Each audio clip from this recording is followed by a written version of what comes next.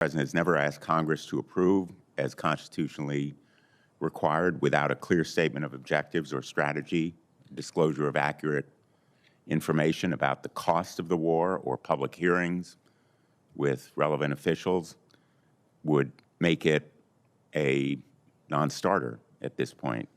And it's added to a $1.5 trillion Department of Defense FY27 request, and could be misinterpreted or spun as congressional approval for the war. Are you aware of the requests made by the Department of Defense, Department of War, for $200 billion supplemental?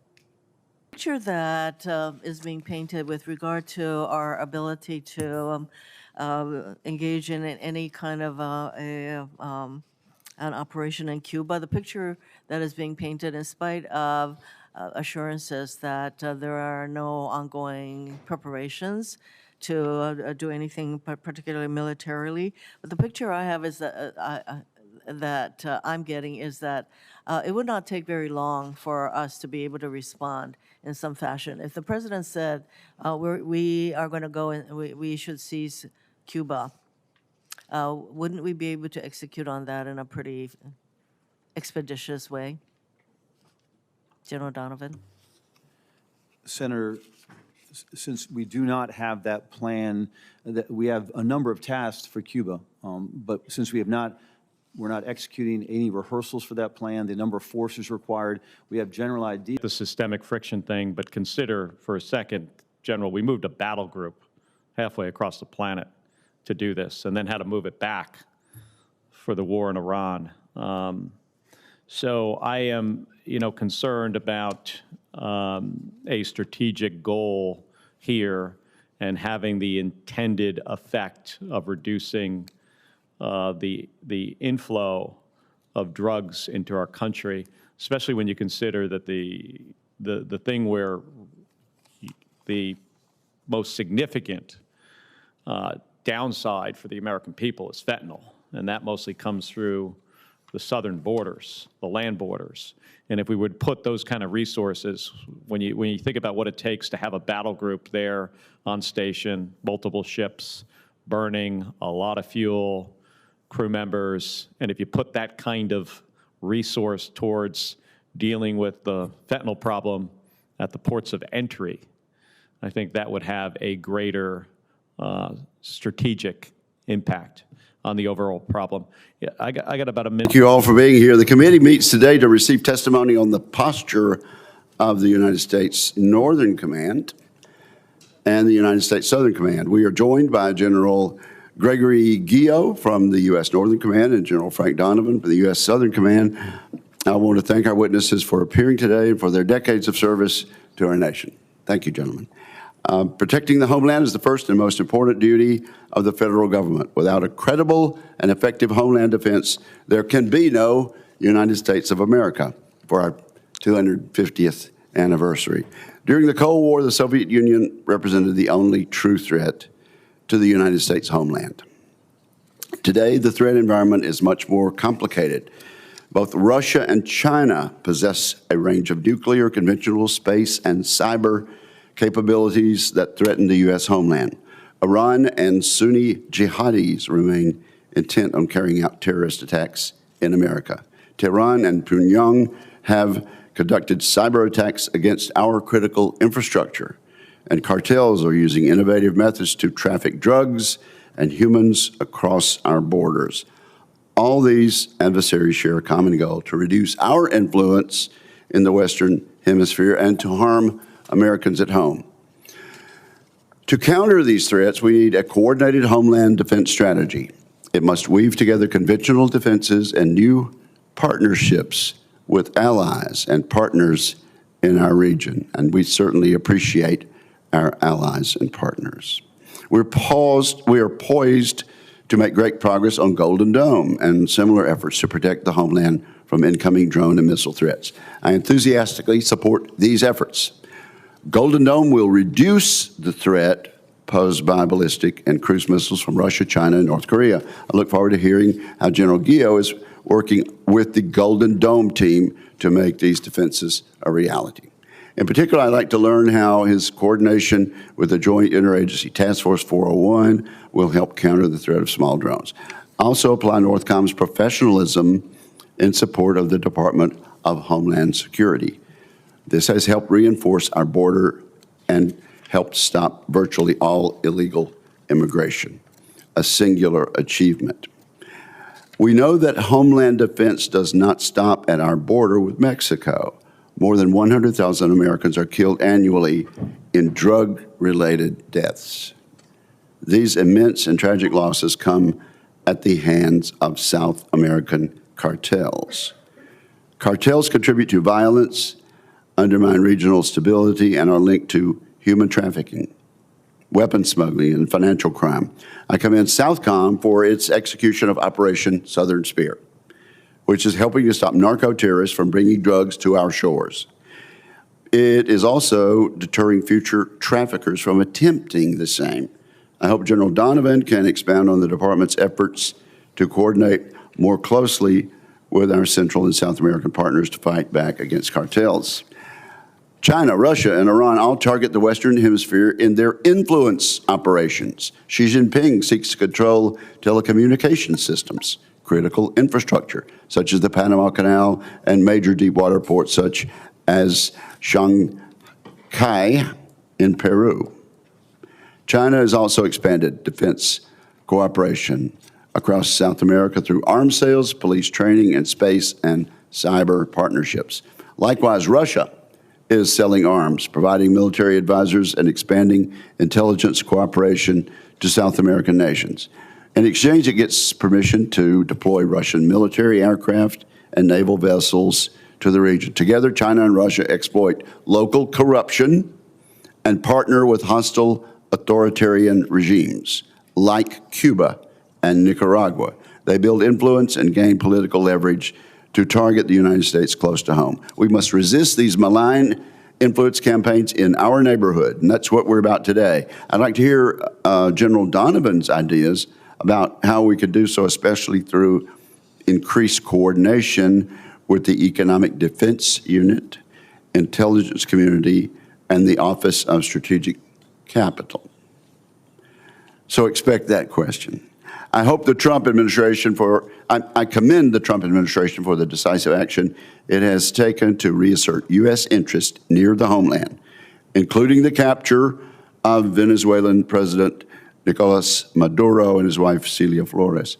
I strongly support the more aggressive counter-drug strategy. This must emphasize border security, cripple the cartels, and expand security partnerships with Latin American countries in order to eliminate safe havens for the illicit networks that plague our hemisphere. So thank you, gentlemen, for being here, and I now recognize my friend and colleague, the ranking member, Senator Reid. Thank you very much, Mr. Chairman, and General Donovan, General Guillot, thank you very much for being here this morning and for your leadership, and please pass our commendations on to the men and women you lead. Thank you very much. General Guillot, Northern Command has been at the center of several significant and at times controversial domestic operations over the past year. Thousands of National Guard and active duty troops have been deployed to Washington, D.C., Los Angeles, Chicago, and Portland over the objections of the respective governors and mayors. Multiple federal courts have ruled against these deployments, and the Supreme Court itself has acted to limit the use of federalized National Guard forces. I want to be clear, the safety of our local communities is of the utmost importance, but the legal and constitutional framework that governs our military must not be eroded. Our nation has clear, long-standing laws to enforce the boundary between military and civilian law enforcement, and the boundary exists for reasons deeply rooted in our democratic traditions.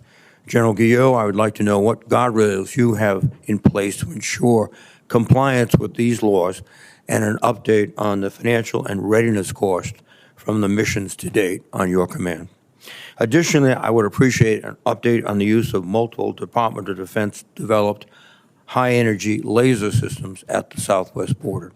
I understand that these military systems were used despite explicit objections from the FAA, which warned that the technology poses a, quote, grave risk of fatalities or permanent injuries to civilian aircraft and pilots. The shutdown of the airspace over El Paso raises serious questions about the legal authorities, the coordination process among federal agencies, and the standards governing the transfer and use of such weapon systems. Finally, on the subject of homeland missile defense and the proposed Golden Dome program, I would emphasize that this committee is supportive of robust homeland defense. We recognize the urgency that recent drone incursions and our adversaries' advanced missile capabilities create for the NORTHCOM. General Guillot, I would appreciate our assessment of the Golden Dome's projected cost beyond the 2028 timeframe and its technical realism with respect of such systems such as space-based interceptors.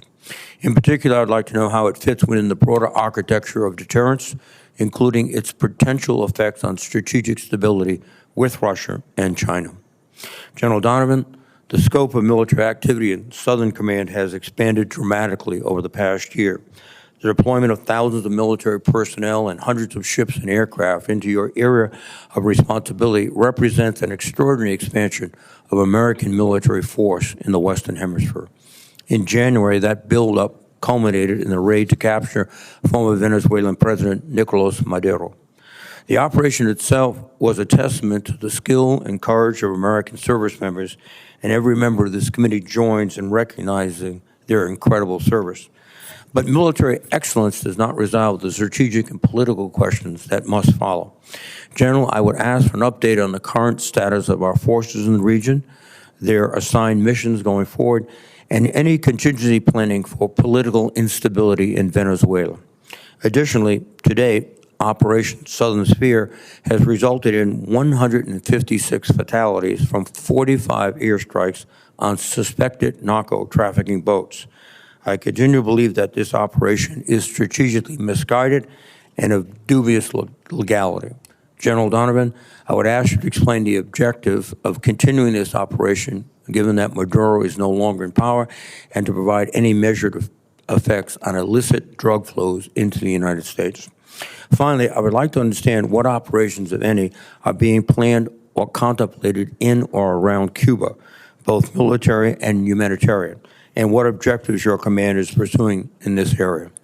Gentlemen, thank you again for your leadership and for the service of the men and women under your command, and I look forward to your testimonies. Thank you, Mr. Chairman. Thank you, Mr. Ranking Member. General Guillot, you are now recognized for your opening statement. Thank you, Chairman Wicker, and good morning to you, Ranking Member Reed, and the distinguished members of this committee. Thank you for the opportunity to appear today alongside General Donovan and represent the dedicated and disciplined men and women of United States Northern Command and North American Aerospace Defense Command. As the strategic environment has grown more complex, NORAD and U.S. NORTHCOM have responded by transforming both commands, executing new missions, and implementing innovative approaches to safeguard North America. Both commands campaign 24/7 to deter adversaries and defend against threats in all domains. Since March of 2025, NORAD intercepted long-range bombers off the coasts of Alaska and Canada 19 times, scrambled fighters 82 times, and committed fighters from airborne patrols 156 times in support of Operation Noble Eagle, protecting the President, Washington, D.C., and national special security events. The commands tracked Russian and Chinese submarines and surface vessels in the approaches to North America and remain ready to defend against ballistic and cruise missile attacks. Our commands remain vigilant, capable, and committed. That commitment is evidenced by the operational units activated over the last year. To secure the U.S. southern border, U.S. NORTHCOM established Joint Task Force Southern Border in March of 2025. Since then, JTF-SB has supported Customs and Border Protection with unique military capabilities in all domains that have helped reduce illegal border activities to historic lows. Those service members are now executing the Southern Border Mission with expanded authorities and within their occupational specialties, which has enhanced readiness and increased re-enlistment rates. U.S. NORTHCOM also established Joint Interagency Task Force Counter-Cartel, a whole-of-government enterprise dedicated to fusing intelligence used to help dismantle cartel networks. And to accelerate our integrated air and missile defense capabilities, U.S. Northcom activated Joint Task Force Gold to serve as the operational arm for the future layered defense systems provided by Golden Dome for America. U.S. Northcom is the department's synchronizer for counter-small UAS activities in the continental U.S. and Alaska. Thanks to the counter-small UAS authorities provided by Congress and policies updated by Secretary Hegseth, the service members along the border defeated 93 UAS that crossed the border and posed a threat to our personnel. Assuring our ability to operate in the high north is a strategic necessity. With the inclusion of Greenland into the U.S. Northcom area of responsibility, we are executing seamless defensive operations across the harsh environment of the Arctic, ensuring we are ready to defend the high north anytime and under all conditions. Domestically, U.S. Northcom's mission to provide defense support of civil authorities remains a critical responsibility, and we stand ready to support lead federal agencies during natural disasters and key events including America's 250 celebrations and World Cup 2026, co-hosted by Canada, Mexico, and the United States. All NORAD and Northcom missions are reinforced by partnerships. From our unique binational relationship with Canada through NORAD, our close cooperation with Mexico, the Bahamas, and now Denmark and Greenland, trusted relationships are a cornerstone of regional security and homeland defense. The men and women of U.S. Northcom and NORAD have embraced these new challenges and are unwavering in their no-fail mission. The disciplined defense of our homelands in all domains from all avenues of approach against all those who intend us harm. We appreciate the steadfast support of the committee, and I look forward to answering your questions today. We have the watch. Thank you very much. General Donovan. Chairman Wicker, Ranking Member Reed, and distinguished members of the committee, thank you for the opportunity to discuss the posture of United States Southern Command. I'd like to thank the members of this committee for their trust and confidence you have placed in me to lead this organization at such a critical moment. On behalf of the men and women of Southcom, Sergeant Major Rodriguez and I appreciate your continued support. I'm joined today by my good friend, General Greg Guillot. We are aligned with the department's focus on the Western Hemisphere. We are dedicated to rebuilding U.S. leadership and presence in this critical part of the world. Let me begin by saying I've learned a lot in the past 42 days about the dynamic region I'm responsible for and the incredible organization I am now leading. As this committee knows, last year was a pivotal moment in Southcom's history. The command responsible for multiple priority missions and operations, each with enormous national security implications. The Southcom team rose to the challenge while remaining true to its legacy of partnering and collaboration. I want to specifically thank the leaders of Joint Task Force Southern Spear. This is Southcom's warfighting headquarters, who are leading our efforts against drug cartels and terrorist networks with incredible levels of professionalism and precision. Now we are ready to evolve for the future. The 2026 National Defense Strategy lays out the threats we face in this hemisphere and Southcom's role in addressing them. In response, I've developed 4 imperatives. First, Southcom strengthens hemispheric command and control by redesigning and building the Southcom headquarters for strategic level operations at range, speed, and scale. Second, Southcom imposes total systemic friction on drug cartels and terrorist networks. This requires a hemispheric-wide approach led by Southcom and Northcom to help our partners degrade these organizations and reduce the threat they pose to our partners and to our nation. Third, Southcom develops and fields cost-effective, modernized forces tailored for the missions in this hemisphere. These forces fully maximize operational maneuver, autonomous systems, and human-machine teaming to greatly increase lethality, all-domain awareness, and most importantly, data sharing for U.S. and partner forces. And finally, Southcom denies adversary footholds and undue influence in this hemisphere. That includes their ability to position forces or other capabilities that threaten our homeland or our regional partners and challenge our access to key terrain like the Panama Canal and its approaches. These imperatives and the dynamic security environment we operate in will require the right structures, authorities and forces to keep pace with mission needs. Southcom is moving out with speed and urgency and stands ready to work with Congress to defend our homeland and our hemisphere.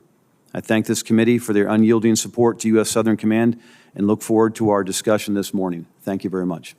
Well, thank you, gentlemen. And without objection, the entire statement of General Guillot, the entire prepared statement of General Guillot, consisting of 21 pages, provided to us in advance, and the entire statement of General Donovan, again, provided to us in advance, consisting of 11 pages, will be added into the record at this point without objection.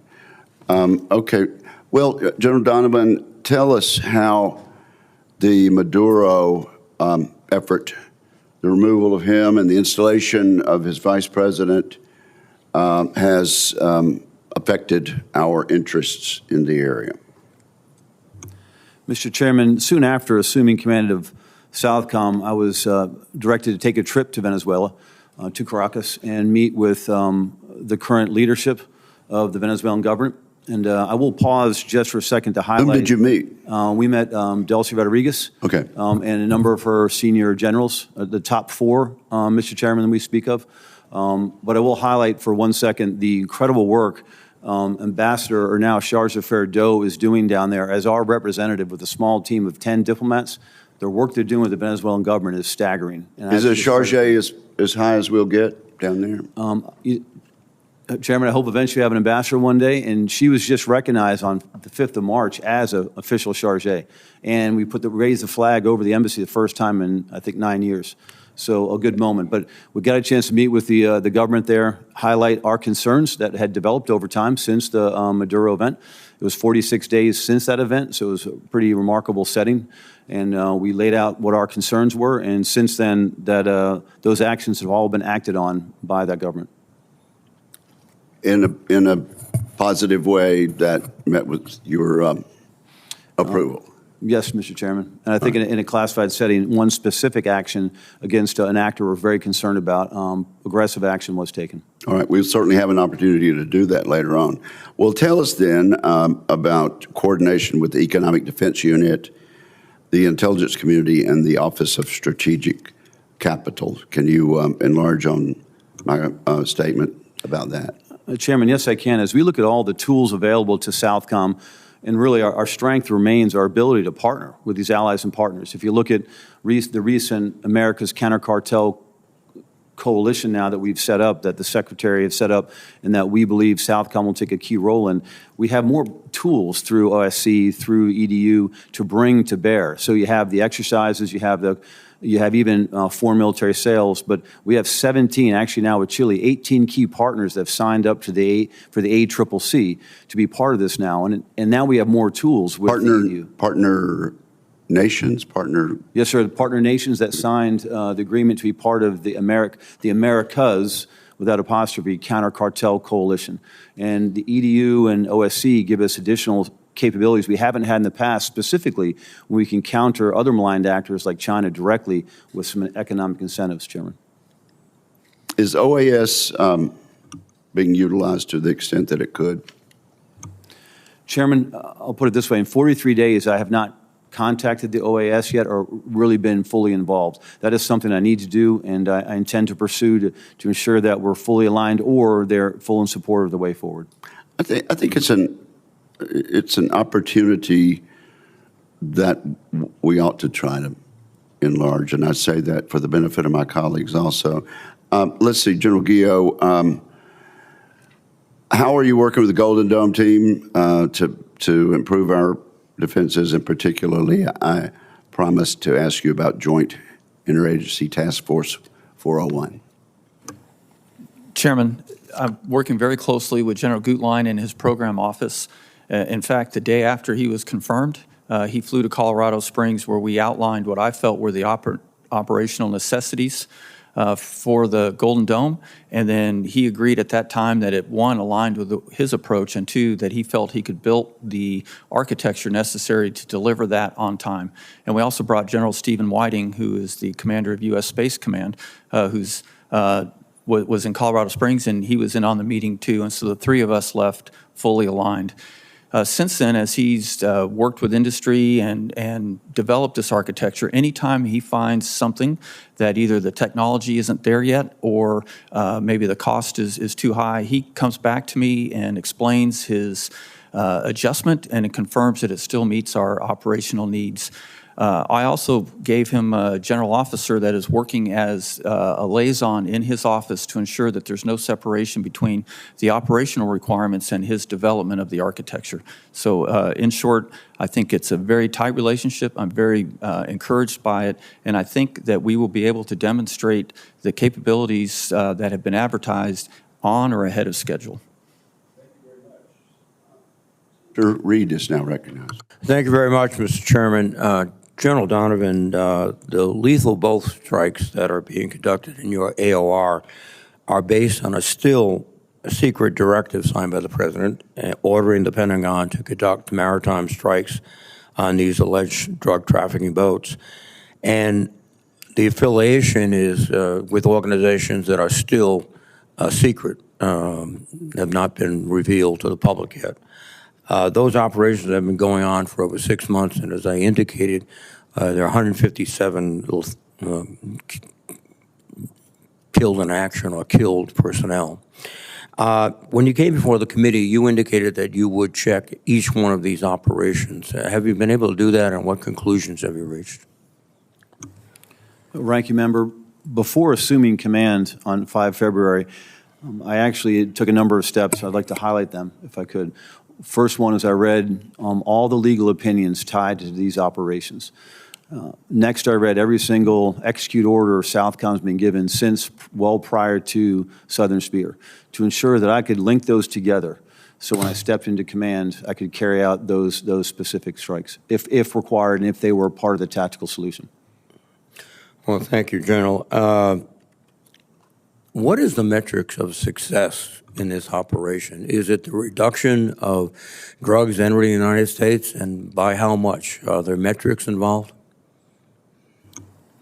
Ranking Member, as I've looked at this over the last 43 days, I cannot stand before you and tell you that there's a percentage drop in American deaths inside the United States, or a number of a certain percentage of drugs reaching the United States. Looking forward, what we're building is an actual campaign against these cartels that will actually look at really more systemically across the board, from point of production to point of delivery up in the plazas, and looking at it more holistically. And really, what I'm planning on applying is total systemic friction on these networks. And I believe these kinetic strikes are just one small part of that. If you look at all the tools available, specifically the tools that will strengthen partners so they will have a better economic future in these towns, villages, cities where a lot of the production takes place, where these cartels and other nefarious actors like China can step in and influence. I believe that's the step in the measure of success, that those partner nations can actually create security environments where we start to stop this at the actual source itself. Can you indicate the chain of command above you? Who is immediately above you, then all the way up to the very top? The Secretary of the War to the President of the United States. And do you have contact with the White House directly through individuals in the White House? No, Ranking Member Reed. So you get all your orders from the Secretary of Defense?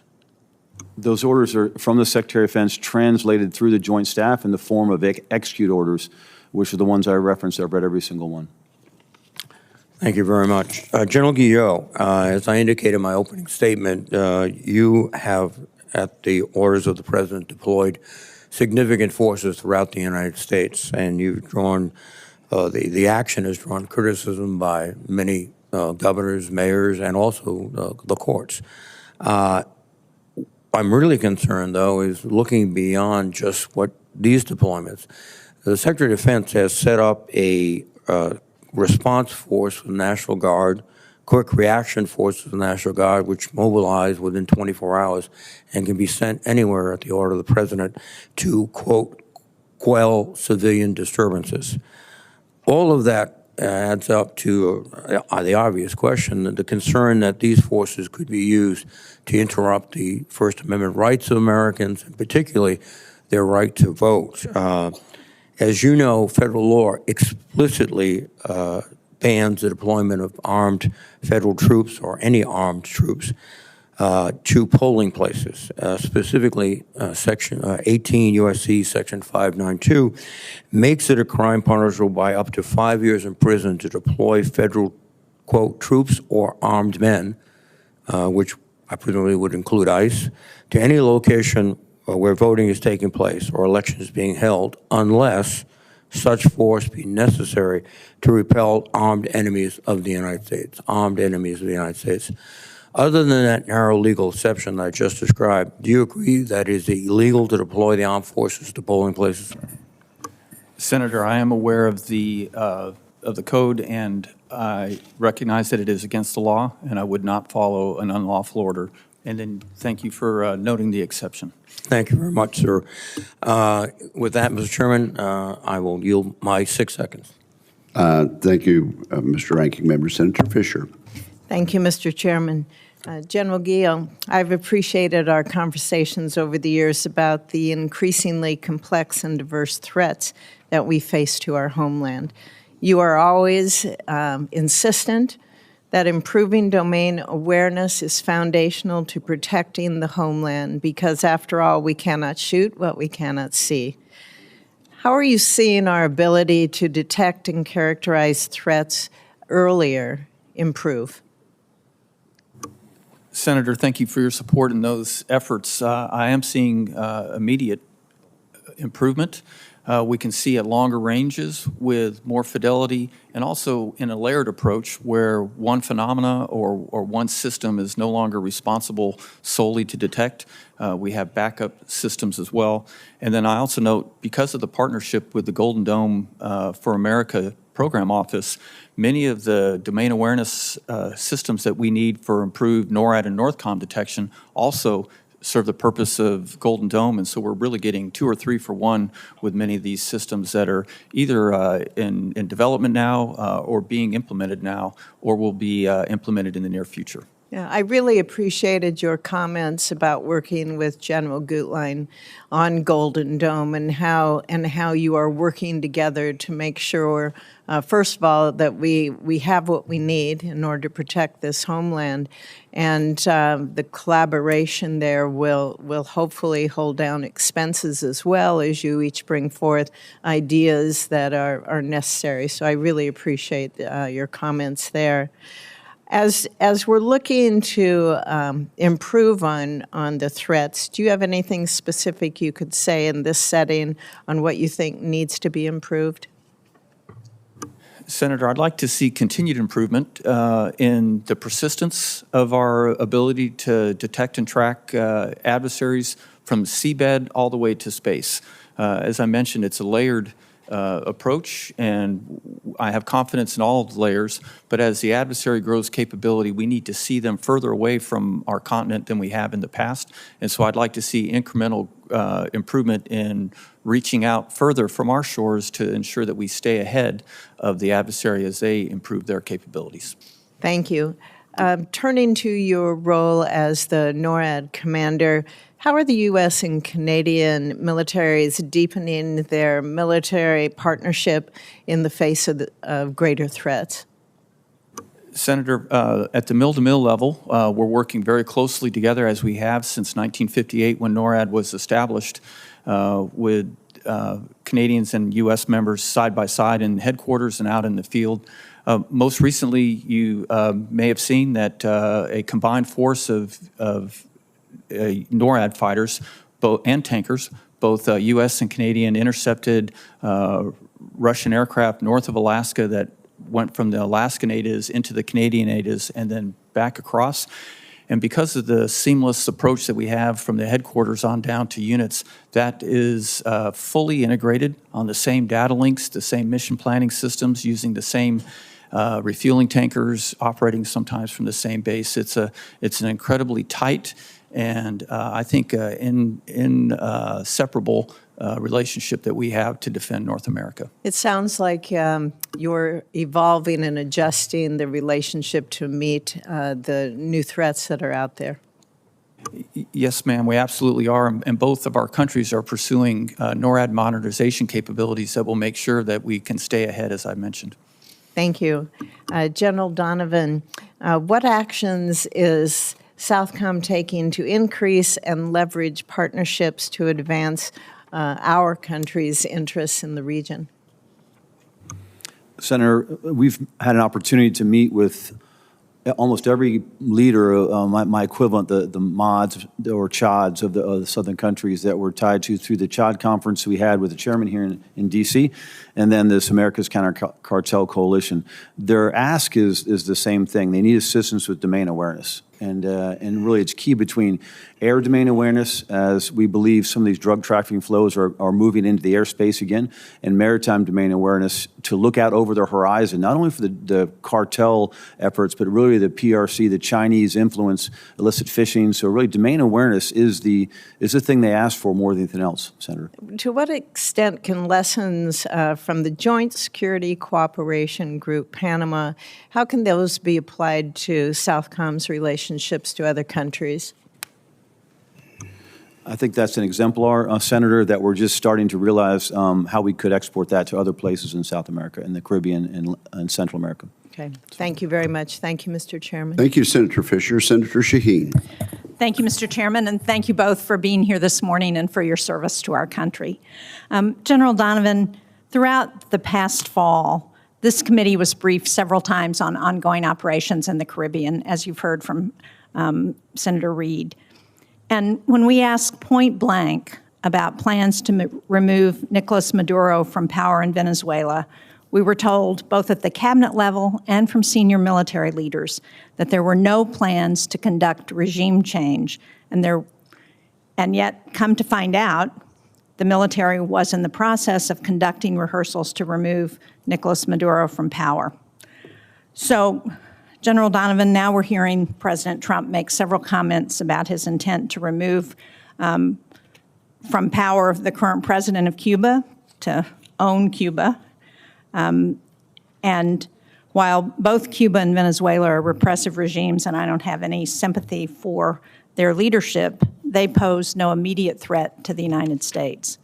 So I'm going to ask you very directly, are we currently conducting any military rehearsals that involve seizing, occupying, or otherwise asserting control over Cuba? Senator, U.S. Southern Command is not. Thank you. Pardon me? Is any other command that you know of? No, Senator. Thank you. Thank you, Senator Reid. General Guillot, U.S. space and satellite tracking infrastructure in Greenland now falls under your area of responsibility, as you pointed out in your testimony. And I noticed in your statement for the record that in addition to the U.S.-Canada relationship through NORAD, you benefit from cooperation with the Danish Armed Forces and with the inclusion of Greenland in your AOR. So can you tell us, has the United States ever made a request of Denmark or Greenland regarding military cooperation that has not been granted or accommodated by the Danish and Greenlandic authorities? No, Senator, we have not. I enjoy a very strong relationship with the Danish CHOD, and every request and partnership opportunity has been fulfilled.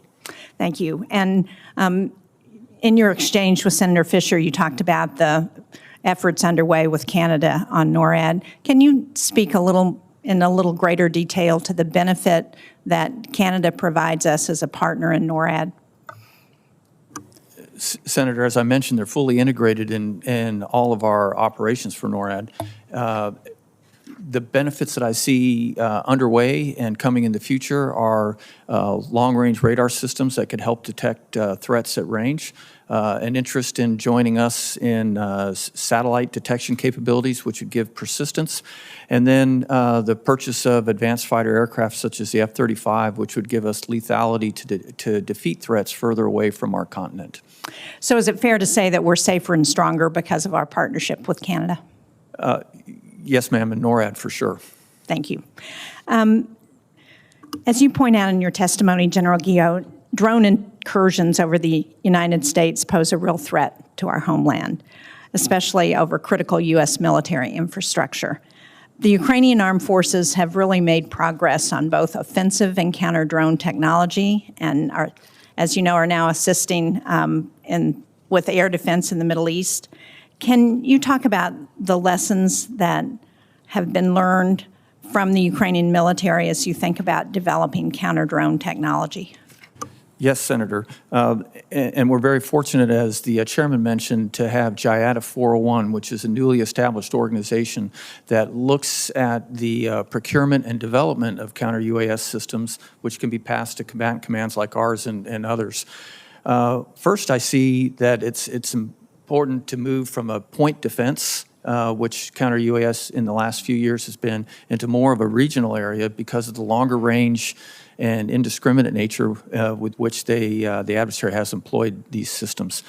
Also, they've helped illuminate that you can't have just one or two different defeat mechanisms. They have to be across multiple mediums, everything from denying satellite guidance all the way to first-person view and everything in between, which means that we have to expand our arsenal in ways that we didn't think 2 or 3 years ago, and we wouldn't have known that without the benefit of the Ukraine. Thank you.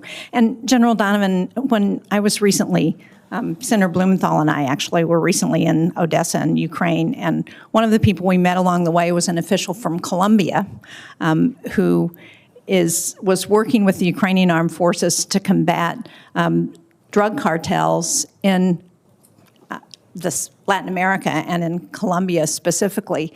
Are you looking at some of those efforts to address what you're trying to do in Southcom to address cartels and the narcotics trade?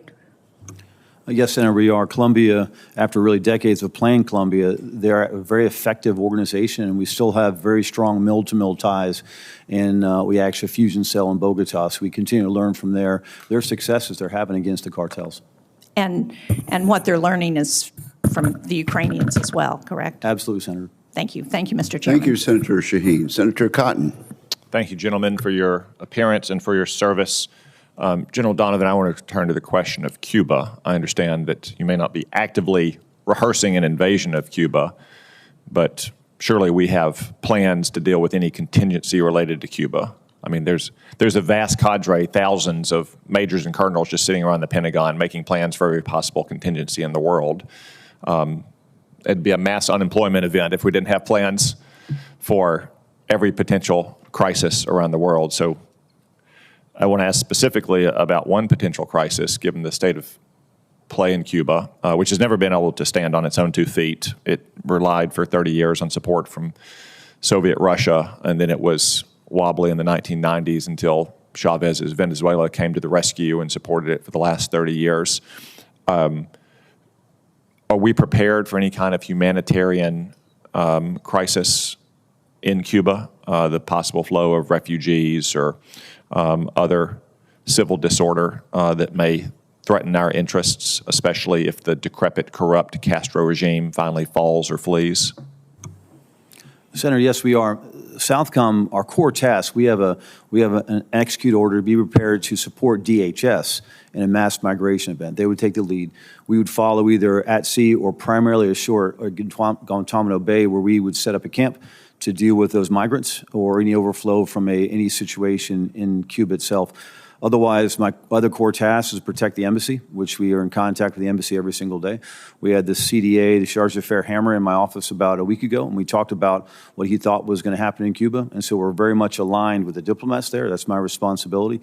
In Cuba, the responsibility I have is protecting the base and those families and U.S. Americans living on the eastern part of the island. So all those together, we're constantly watching. If asked to support a humanitarian event, that's what we do actually very well also. We are very strong in logistics, and we could move support and supplies if asked to do so. Okay, thank you.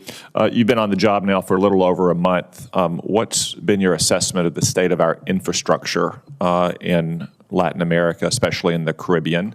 Does it need additional support, given the fact that Southcom is now a much more active combatant command than it has been in the past? Senator, in the last 43 days, I learned a lot about the budget at Southcom, and I've looked at the basin stations that we've had in the past, like Guantanamo Bay, and other locations that we're coming back to, like in Puerto Rico, then areas like Soto Cana, where we have a great relationship with the Hondurans. All in different degrees need a refresh. I'd like to pause for a minute on Guantanamo Bay. I think that is one of the more key locations we have, and it is, I won't pull any punches, it's in rough shape. Because of a hurricane damage, we're down to one working pier and one refueling pier. I believe that is a pivotal point for any operations in the Caribbean is Gitmo. And so right now we're working for opportunities and the funding and the resources. Is it MILCON? Is it other contingency funds to really figure out how to go to those key locations, and they become both not just logistics hubs but maneuver hubs as we look at going on a consistent counter-cartel campaign and or better partners and use those hubs of partnership, like we mentioned before, how to export some of the good things we're doing in Panama. Okay, and I trust that your budget request will reflect the needs for those infrastructure upgrades, especially at Guantanamo Bay. Yes, Senator, and how our budget's structured right now, executive agent is the United States Army, so we're working with the United States Army on looking at that budget structure, and then how do we actually have a budget built over time with the right amount of O&M to actually make improvements and sustain those, not just 1 year shots in the arm, but a sustained budget approach that will actually let us campaign from very effective forward locations. Thank you. I think your appointment reflects in part that Southern Command is a combatant command, not a training command, and certainly not a diplomatic command, and I think the budget needs to reflect that as well. General Guillot, as the commander of NORAD, one of your central missions is the defense of American and Canadian airspace. That depends on a robust fighter force, but today's Air Force fleet is the smallest and the oldest it's ever been. The Air Force also struggles with low readiness rates for its fighters. Do you believe that NORTHCOM and NORAD would benefit from an expanded fighter force? Yes, Senator, we would. I would like to see continued modernization of fourth-generation fighter fleet. Frankly, sir, we don't need fifth-gen to defend our borders. Those capabilities are better used overseas where their stealth, air-to-ground weapons, and penetration capability are needed. So revamped and modernized fourth-gen to include F-15EX in select locations would meet all of our requirements. Good. I'm glad you said that. I think we need more fourth-generation fighters as well, like at the F-15EX. And for that matter, they can be pretty useful overseas once those fifth-generation fighters and bombers plow the road and knock out the air defenses as we're seeing right now on Iran. Thank you, gentlemen. General Donovan, how many Americans are at Gitmo right now? You know, Senator, I'm gonna look at my cheat sheet because as I learn the I do that often. let me get back to you on it. Okay, that's Chairman, fine. I'll let you know. I know what we were prepared for if migrants come in. I don't have the base structure and what we have down there right now. Okay. Are the Russians resupplying Cuba now, and how much of a game changer is that, or would that be? Chairman, we haven't seen an active resupply of Russians coming to the aid of Cuba from a military I saw perspective. a news article about that. What we're tracking right now is one destroyer with an accompanying oiler, which a replenishment ship heading towards Cuba on a port call. I believe that oiler is just supporting that ship moving there. I don't think it's going to deliver any. If it did, it wouldn't have the impact at scale. So that's the only event I'm tracking, Chairman. Thank you. Senator Blumenthal. Thanks, Mr. Chairman. Thank you both for your service and to your families. General Donovan, to your wife, and I understand your 2 children are Marines. Thank them as well for their service. There have been reports of a request by the Pentagon for $200 billion supplemental. It seems to me that a supplemental to support a war that the President has never asked Congress to approve as constitutionally required without a clear statement of objectives or strategy, disclosure of accurate information about the cost of the war or public hearings with relevant officials would make it a non-starter at this point. And it's added to a $1.5 trillion Department of Defense FY27 request. and could be misinterpreted or spun as congressional approval for the war. Are you aware of the requests made by the Department of Defense, Department of War, for $200 billion supplemental? Either of you? Senator, I read it in the news this morning. General? Senator, I'm in the same position as General Donovan. Thank you. You've been asked, General Donovan, about plans and rehearsals for Cuba. Are you aware of any plans to aid non-governmental groups, exile groups, or any other groups in potentially action within Cuba to overthrow this government or to take over if there is an overthrow? No, Senator. And are you aware of any contingency plans to put American troops in Cuba if there is unrest there that threatens Americans who are there now? Senator, that situation, if it developed a physical security threat to the U.S. Embassy or the base at Gitmo, we would put U.S. troops to defend U.S. American lives. Thank you. As Senator Shaheen said, I have no sympathy for the repressive regime there, which has caused deaths and economic turmoil, but I think we should be informed about any such plans if they are made. Would you agree? Yes, Senator. Thank you. In terms of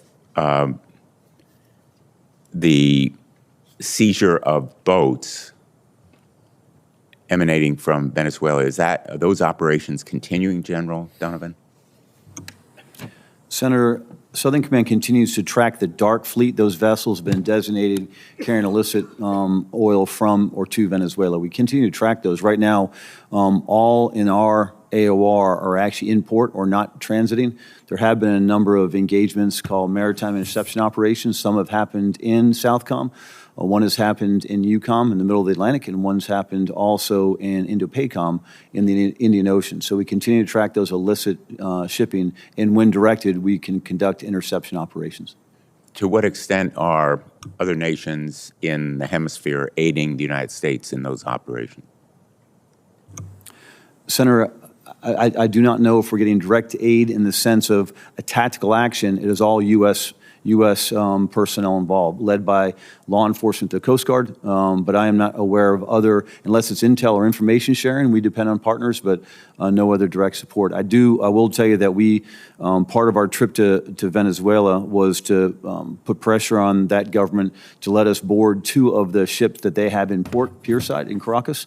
They executed the boarding and determined for us to determine what was actually on board.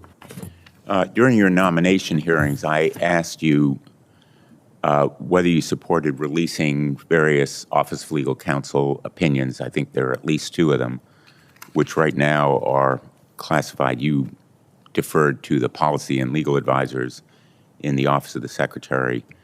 Now that you're confirmed, I'll ask you again, do you believe that the American people should have available or have access to those opinions that are the legal basis for the administration carrying out the strikes? Senator, the Department has kept the information release authority. I'm just carrying out the assigned tasks. Thank you. My time has expired. Thank you, Mr. Chairman. Thank you, Senator Blumenthal. Senator Ernst. Thank you, Mr. Chair, and thank you, gentlemen, and your teams as well for your exceptional service to our nation. General Guillot, I'll start with you, sir. I want to start by highlighting the 185th Air Refueling Wing in Sioux City, Iowa, which plays a critical role in supporting both global operations and homeland defense missions. Our airmen are operating the KC-135 tankers, and they do an exceptional job. That mission provides essential air refueling, which enables everything from strategic bomber operations to fighter alert missions and rapid response here at home. This capability is essential to projecting power abroad while also supporting Northcom's homeland defense function. Ensuring the Sioux City runway renovations are completed is critical to sustaining this tanker mission and maintaining the Air National Guard's ability to support combatant command operations overseas and contingency response in the United States. So, sir, can you speak to the operational importance of maintaining strong aerial refueling capabilities in the nation's interior, and how critical it is to maintain infrastructure like the Sioux City runway to ensure those missions continue to support both homeland defense and global force projection? Yes, Senator, I absolutely can. But first, I'd say you mentioned the Air National Guard, the National Guard as a whole, and the success of the NORAD and NORTHCOM mission starts and stops with our relationship with the Air National Guard and the National Guard, to include that of Iowa. Regarding refuelers, that's our lifeline. We rely on some very incredible and incredibly capable fighter aircraft, but the range and duration is limited, especially when you're defending a vast homeland like the United States. And so with every launch of an alert fighter that seems to get more attention, there's a launch of 1 or 2 tankers to make sure that they can stay on station and flexible and mobile to meet the threat wherever it is.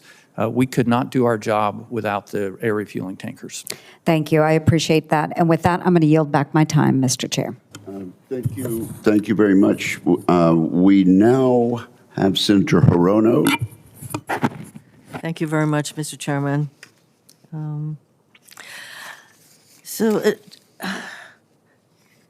picture that is being painted with regard to our ability to engage in any kind of an operation in Cuba, the picture that is being painted in spite of assurances that there are no ongoing preparations to do anything particularly militarily. But the picture I have is that I'm getting is that it would not take very long for us to be able to respond in some fashion. If the president said we are going to go and we should seize Cuba, wouldn't we be able to execute on that in a pretty expeditious way? General Donovan? Senator, since we do not have that plan, that we have a number of tasks for Cuba, but since we're not executing any rehearsals for that plan, the number of forces required, we have general ideas, but the focus right now is purely on securing Guantanamo Bay and the U.S. Embassy to protect American personnel. That is the only facts and figures and planning we have underway at this time. How long would it take for, if the president gave an order to seize Cuba, because it's a pretty unstable situation there now, how long would it take for you to be able to execute on that order? Senator, I'd have to go through a planning process with the Southcom team to determine what are the actual objectives of the operation, to determine what size force would be required. But again, we are currently not executing that planning at this time. Well, the picture I'm painting, and I don't want to get into an argument with you about this, General, but I do think that you're already there, and therefore you're paying attention to what's going on there. It doesn't seem as though it would take very long for us to execute any kind of a plan there.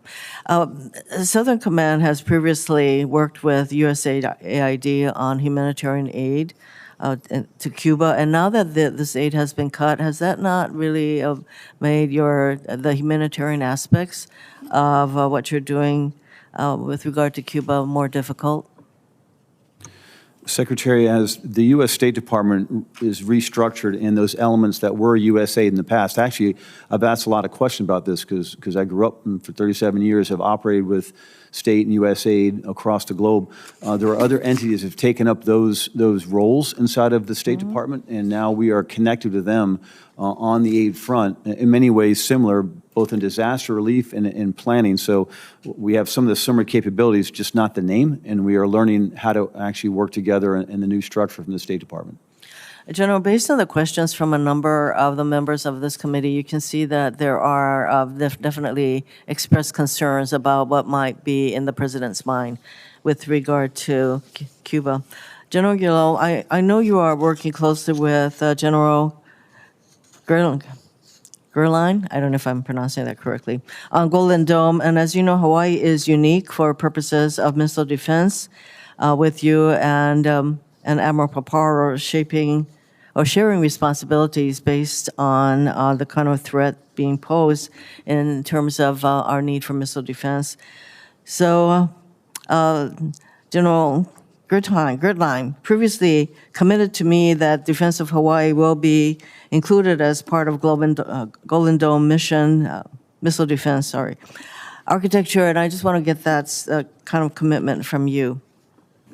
Senator, absolutely. The defense of Hawaii from ballistic missiles is a responsibility of U.S. Northern Command, and from the very inception of our planning for Golden Dome with General Gutlein, it has included the ability to protect those islands from ballistic missile defense. And to your comment, ma'am, on the cooperation with Admiral Paparo, since it's a shared defense of Hawaii between our two commands, we've combined our main exercises, Northern Edge and Arctic Edge, to ensure that it is seamless protection.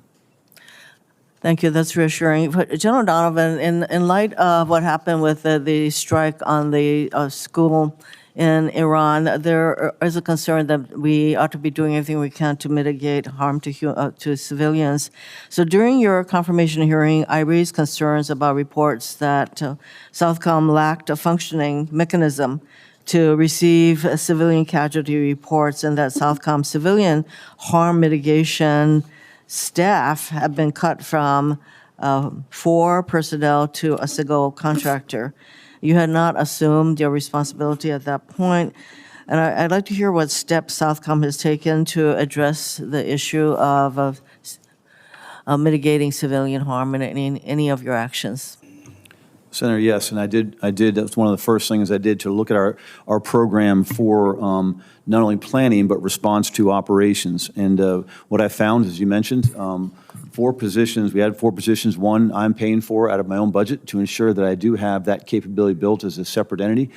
Moved the other capabilities into our J3 fires and kinetic effects, so they're part of the planning cell and part of the any investigations post. I take it that you are increasing your capacity to be able to mitigate civilian harm. Yes, Senator. Thank you. Thank you, Senator Hirono. Senator King. Thank you, Mr. Chairman. General Guillot, I want to follow up a little bit on Senator Shaheen's questions with regard to discussions, consultations, negotiations with Denmark and Greenland with regard to additional security assets in Greenland. Number 1, are those discussions taking place? And number 2, are they productive? And number 3, are you meeting any resistance to establishing additional security assets in Greenland? Senator, we are pursuing with Denmark expansion on the defense areas which are allowed under the 1951 agreement. And we've the 1951 agreement is quite comprehensive. Yes, sir, it is. Not really. We don't really need a new treaty. It's very comprehensive, and it's frankly very favorable to our operations or potential operations in Greenland. And so, working with the Department of State, we have 3 areas that we would like to negotiate with Denmark and Greenland to see if we could expand the defense areas from Patuxent, where we are now, into these other areas, which would help our Homeland Defense mission. And my final question is, are you meeting any resistance? Are they being cooperative and receptive to these discussions? Senator, very cooperative with both Greenland and Denmark, and very eager to discuss ways to move forward to improve our defense capabilities. Let me expand the vision a little bit to the Arctic. Do we have sufficient assets in the Arctic? I'm worried about, for example, a lack of a port, deepwater port facility on the Arctic Ocean, whether or not we have, well, I'm sort of almost laughing because of our lack of icebreakers. We have about 1.5 icebreakers. The Russians have 40. What are our gaps in the Arctic in terms of our ability? Because the Russians are building up their assets on the Arctic side very extensively. Senator, our challenges in the Arctic start with what you mentioned, ports and the ability to navigate freely through the harsh conditions of the Arctic, both in maritime, land, and air. So I'm working with our department and others to try to develop more ports, more airfields, which leads to more options for our secretary and for the president should we need them up in the Arctic. And that is from Alaska all the way across through Canada and into Greenland. Final question on this area. One of your principal responsibilities is sensing, is knowing what's coming, domain awareness. My concern is that a lot of our doctrine and technology, frankly, is geared toward yesterday's threats. We're not going to have time if a hypersonic is coming from somewhere in Siberia or somewhere in the northern Pacific. Are we extending our sensor sense further off the coast of Alaska, for example, so that we have more time to assess the risk and to try to defeat it? It's a big difference between an ICBM when you have 20 or 30 minutes and a hypersonic is coming at 100 feet off the water at 6,000 miles an hour. Can we detect that hypersonic right now? Senator, we have the ability to detect the hypersonics now, but I agree with you that we need to get better and see further so we have more decision space, and that would require us to move from one phenomenology into multiple. We have to have space, ground, surface, and undersea capability to detect all of those threats from further away. Well, as you know, we're moving into the defense bill season here at this committee.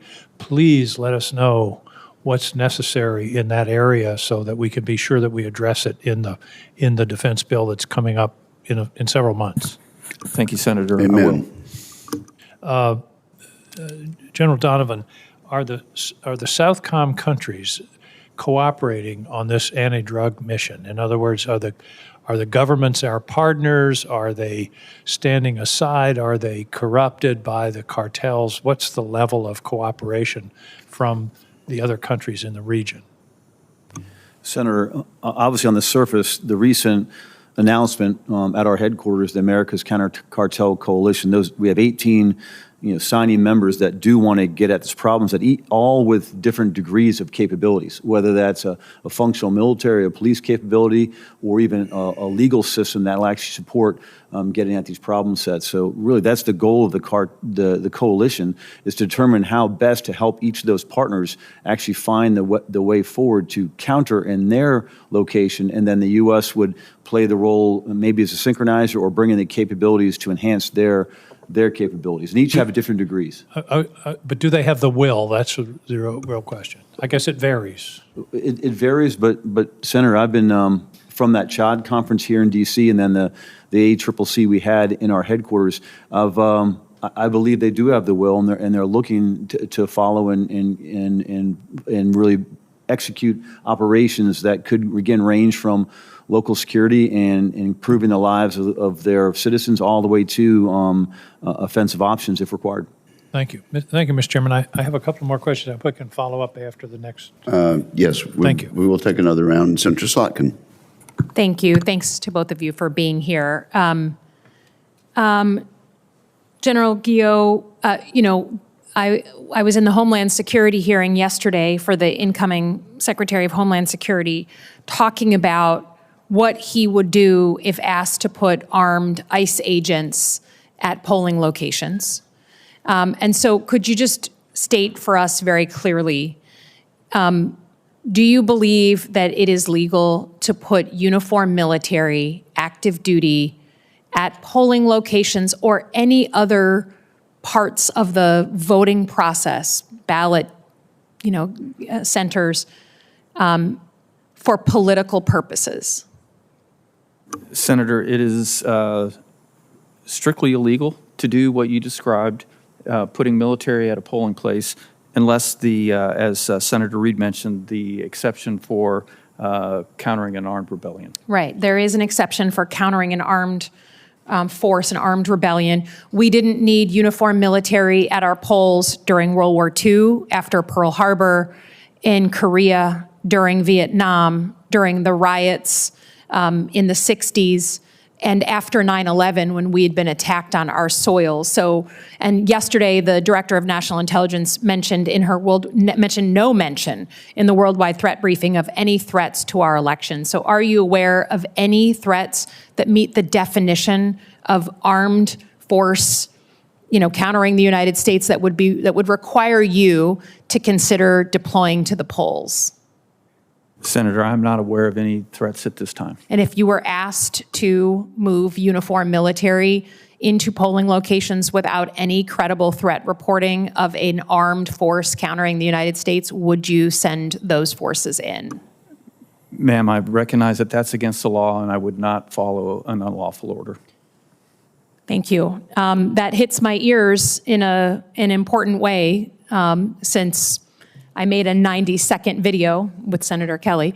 That said the uniformed military has a requirement to refuse illegal orders, and because of that, they attempted to criminally indict us in front of a grand jury for sedition. So I appreciate the ease with which you say just what should be a very standard thing, what I know you all learn in sort of basic training. Let me turn to a very different issue, and that's artificial intelligence. There's been a bunch of talk lately about the use of artificial intelligence in military targeting, in the kill chain, and sort of the decisions on life and death. And there's also been discussion about domestic surveillance, right? Do you agree that it is illegal for the Department of Defense to surveil the American people unless individual Americans have proven a threat to U.S. security? Yes, Senator, that falls under the intel oversight, and I'm very aware, and we follow all of those rules. Yeah. And I think, we never want our military, we don't want anyone to be questioning that our military is looking at, Americans as a topic to surveil. So do you believe that we should have restrictions in place that would just say for everybody, for the AI companies, for any future or current Secretary of Defense, that you cannot use artificial intelligence for mass surveillance of American citizens? Senator, doing so would violate the intel oversight rules that I mentioned, and so I support the rules that are in place. Great. And what about having a human being in the loop on decisions of life and death, of targeting? I think about nuclear weapons, right? Right now, there's no law saying that you couldn't have artificial intelligence and sort of an autonomous system make decisions on the deployment of nuclear weapons. What do you think about having a human being in the decision tree on the use of lethal force? Senator, having a human being on the loop in all decisions, I think, is important. Some more than others, obviously, and every use of artificial intelligence that we use in our command does have humans at the appropriate places on the loop to make sure that we are making the right decision with the right information. Yeah. Well, I think, Mr. Chairman, this is an issue that we should, on a bipartisan basis, take up in the committee for this NDAA, because I think, we shouldn't be leaving decision-making up to any private company or any one Secretary of Defense or administration. We need to do our job and put some rules of the road in place. So look forward to discussing that this year's NDAA. Thank you. Senator Budd. Thank you, Chairman. Thank you all for being here. It's good to see you both. So, General Donovan, in your short time in the seat, how have you seen Special Operations Forces contributing to countering the expanding influence of China, Russia, and other adversaries in the Western Hemisphere? Senator, thank you. The role of Special Operations Forces, I think we all believe that their role is direct action and what we see maybe in the movies. The reality is irregular warfare and irregular warfare options are the strength of Special Operations Forces. So in Southcom, when we see those activities by PRC or Russia, China, Russia, or other actors, it is always the Special Forces that really set the conditions to determine what comes next. They're very agile, mature, and we can put them in locations where either in a low visibility or an overt capability working with partners directly, they're really our best first tool to assess the situation and determine the way ahead. Thank you for that. Let's talk for a minute about soft integration with Ecuador, if you will. So I saw that Ecuadorian and U.S. military forces completed a successful operation against terrorist organizations on March 3rd. So what are some of the success stories of this operation and any lessons learned for the broader region? Senator, hopefully in the closed session I can provide additional details, but the success is that from a phone call between President Noboa and President Trump to moving forces very quickly to partner with our Ecuadorian forces, it was a very short timeline. Now, that was based on years investment over time of Ecuadorian partnership at different types of training events, but the fact that the Special Operations Forces, including both ground forces and air forces, could quickly plan with the Ecuadorians to ensure that any use of force fell within our requirements. Very impressed on how, again, the Ecuadorians operated on both those operations. And in a short period of time, very professional planning, and I took part in both, observing both, and I thought very professional execution. General, what's your assessment on their willingness in Ecuador and their capability to take a greater role in contributing to regional security there? And then what are some other countries in Southcom that are also leading the way? I would say Ecuador is a primary focus. We just recently established, Senator, an Ecuador fusion cell, and with the Ecuadorian Minister of Defense, because they're leading the way, very similar to the fusion cell we have in Colombia, the one that's in Mexico City right now. There's different fusion cells in the region. The other nation that is really is stepping forward is Paraguay. Recently signed a SOFA agreement with the United States, which status of force agreement, which allows us to operate much more closely together. And there's some great opportunities there with air domain awareness. We have FMS sales of radars coming down to increase the air domain awareness. So Paraguay is another recent kind of a leader. But I will tell you, the America's counter coalition, that is a counter cartel coalition with 18 members right now, all seem to have different degrees of desire to move forward very quickly. So I think we have a number of partners moving forward at this time. I appreciate that. General Guillot, it's good to see you. I saw that NORTHCOM and NORAD just wrapped up Exercise Arctic Edge last week. So tell us about some of the key lessons learned from the exercise in terms of NORTHCOM's priorities, and are there areas that you need any congressional support with regarding that? Senator, Arctic Edge this year, I deliberately moved from the quote warm months in Alaska into the harsher conditions to ensure that we had the ability to generate forces and execute in the harshest conditions. And so we learned some lessons about that. The forces that are stationed in Alaska are very good at that, but as we brought forces in from the outside, we see that they need to make sure they have the right equipment, right viscosity of oil in their generators, and the right procedures to operate on the flight line to generate, launch, and receive and repair aircraft. The operational focus was on cruise missile defense, and so we brought out some cruise missile replicators that gave us a lot of insights on how we would defend that critical landscape and others from the cruise missile threat. So it's a very, very profitable exercise for us. What did we learn? Fourth generation fighter aircraft, such as the ones that we have in Alaska, are very important. And with the cruise missile threat, having aircraft like the F-15E or the F-15EX, which has longer range, longer duration, and more missiles on board to defeat that threat, would be critical in the future. Just quickly, thank you, General. So I saw that Arctic Edge also was trilateral with the Canadians and the Danes. Why is Greenland important for our national security, and what was cooperation with the Danes like? Senator, very briefly, it's because we spent a lot of time looking at our 10 o'clock approach through Alaska and our 12 o'clock approach through Canada. Having full cooperation on the 2 o'clock approach through Greenland with Denmark is essential. The cooperation and the participation by the Danes in special operations as well as in fighters was outstanding. Thank you. Thank you very much. Senator Kelly. Thank you, Mr. Chairman.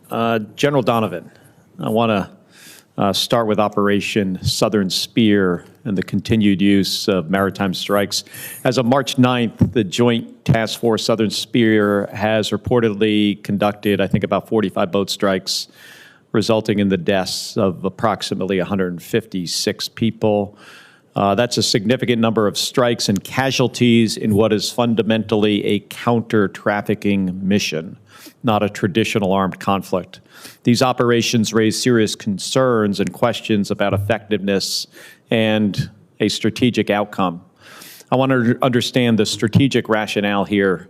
These repeated boat strikes suggest a tactical approach that may be generating headlines, but it's far less clear that they are producing durable security outcomes. To me, this operation looks like a cycle of reactive strikes with limited long-term impact. So, General, what evidence do you have that this campaign is actually degrading cartel operations rather than simply destroying some low-level assets, boats, and killing some people and displacing some trafficking routes? Senator, in the last 43 days, I've looked directly at that.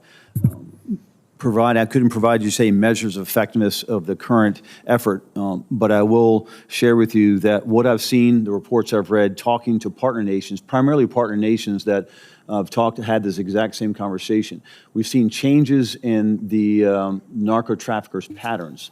And in the closed setting, I'd like to provide some more details specifically on that. But looking forward, Senator, the boat strikes aren't the answer.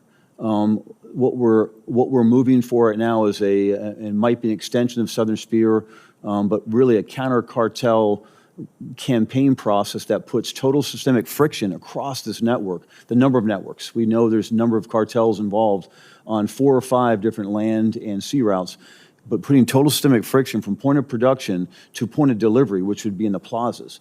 Putting that together, I believe that actually kinetic strikes will be one of the many tools and probably not the most effective tool when we actually look at it as more of a campaign approach. Yeah, I agree. You said it's not the answer. It's not an effective tool.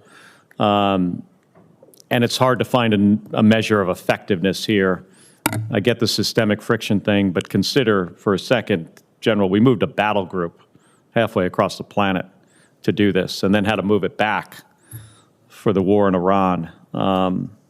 So I am, concerned about a strategic goal here and having the intended effect of reducing the inflow of drugs into our country, especially when you consider that the thing where the most significant downside for the American people is fentanyl, and that mostly comes through the southern borders, the land borders. And if we would put those kind of resources, when you think about what it takes to have a battle group there on station, multiple ships, burning a lot of fuel, crew members, and if you put that kind of resource towards dealing with the fentanyl problem at the ports of entry, I think that would have a greater strategic impact on the overall problem. Yeah, I got about a minute and 15 left.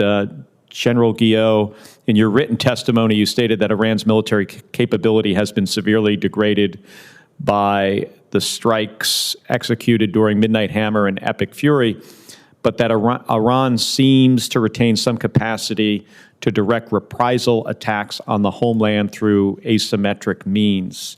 So how has the war in Iran altered the overall threat landscape to the homeland, specifically as a degradation of Iran's conventional warfare systems increased the likelihood of harder to detect asymmetric attacks like cyber and the potential for homegrown violent extremists? Senator, approaching the beginning of the operations, I was concerned about cyber attacks and espionage. I was worried about terrorism and lethal plots. And I was also very concerned about the missile capabilities where they have a space launch vehicle with the capability and range and throw weight that could be turned into an ICBM and threaten us. Certainly the cyber attacks and the terrorism and lethal plot concerns remain, and I'm very hopeful that the strikes by CENTCOM will negate the ballistic missile threat, but we'll wait for the debrief to see if that's actually happened, but I'm very confident it will be. All right, let's follow up on this in the SCIF after this hearing. Yes, sir. All right, thank you. Very good. Then Senator Scott. Thank you, Chairman. Well, first off, thanks both of you for being here. Thanks for all the men and women that serve for both of you. My questions today are going to be for General Donovan. As you know, my state has a large Venezuelan American population, many of whom came here seeking freedom after witnessing the evils of Chavez and Maduro and his thugs firsthand. It's clear to everyone that Operation Absolute Resolve was a success thanks to our war fighters and the decisive leadership of the President and Secretary of War. Today, Maduro and his thugs are no longer wreaking havoc in our hemisphere and putting American lives at risk by sending deadly drugs into our country. General Donovan, while I know you could spend a lot of time outlining just how crucial every person and unit's contribution was to the operation's success, could you specifically talk about the 22nd Marine Expeditionary Unit and what they did and their success? Senator, thank you. And when I talk about the 22nd Marine Expeditionary Unit, you have to also talk about the amphibious ready group that they ride on, because that team is an incredible, synchronized joint force that is still on task today at 12 nautical miles off the coast of Venezuela. And this was key in the visit. I think I told you, Senator, I traveled to Caracas to meet with that government and our amazing sheriff's affairs there. Their safety and security is based on that amphibious platform, those Marines and sailors 12 nautical miles off the coast with that quick reaction force, but also with a Roll 2 Plus surgical suite, 4 ORs, operating tables, ready to respond. That's the only capability we have in the entire region until we get back to Gitmo, where we have a naval-based hospital that doesn't have similar surgical capabilities. So that Marine Expeditionary Unit, and then I will tell you with a bit of pride, just on about 4 days ago, we got our first picture of the flag being raised over the embassy, and when we recognized it as a U.S. embassy again, and those were Marines and soft teammates around the flag with their ambassador, with their diplomat, the CDA, putting that flag up. That's what the MU continues to do today. Moving forward, how do you assess the importance of maintaining a continuous amphibious readiness group presence in SOUTHCOM? As we look at all the capabilities that were brought to SOUTHCOM for Operation Absolute Resolve and other activities, the Carrier Strike Group that we maybe mentioned before with Senator Kelly, incredible capabilities, but there's a whole joint force from very clandestine, low observable aircraft to high-end destroyer systems, Aegis-class cruisers. The reality is the ARG-MU itself, sustaining that capability in SOUTHCOM is important because alone by itself, as it operates as a 3-ship group, I call it the Swiss Army knife of the joint force. It can do just about everything. And as far as a economy of force, it can deliver relief supplies or can deliver kinetic strike if it had to. It's the most effective tool we have. The reality is we don't have enough. And that's a challenge that we, in the 90s, we had what was called heel-to-toe ARG-MU deployments. When one went out, one came back. We've dropped our numbers of available ships, and so we can't do that. We are looking at alternatives that we want to use other platforms like the littoral combat ship and maybe the expeditionary support base, other combinations that would be less than what an ARG-MU brings to SOUTHCOM. What are the risks that you'll encounter if you don't have the assets? If we don't have those assets, and I think about really, I think my most important role is to obviously achieve the mission, but take care of our joint force team members. If we don't have that surgical suite, if we don't have the long-range flights for whether it's a kinetic strike or a logistics transport, we just can't operate. It goes back to also looking at our bases in the region that hadn't received a whole lot of upkeep over the last decades. And whether that's, again, reopening and taking part in operations in Puerto Rico. And the Puerto Rican government has been amazing. The Puerto Rican National Guard has been the backbone of a lot of operations. But are we going to stay? If we are we going to invest? The same thing in Guantanamo Bay and other locations like Sotocana, Honduras. Great relationships, great support. But are we up to speed to be able to operate without those key heavier assets? And that's what we're looking at right now, Senator. Can you talk about the importance of Homestead Air Force Base?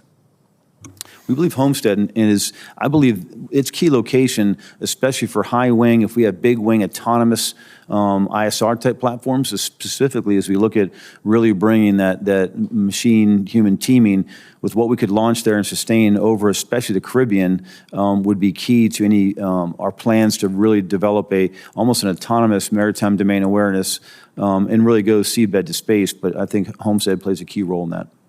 Thanks, both of you and the people you work with.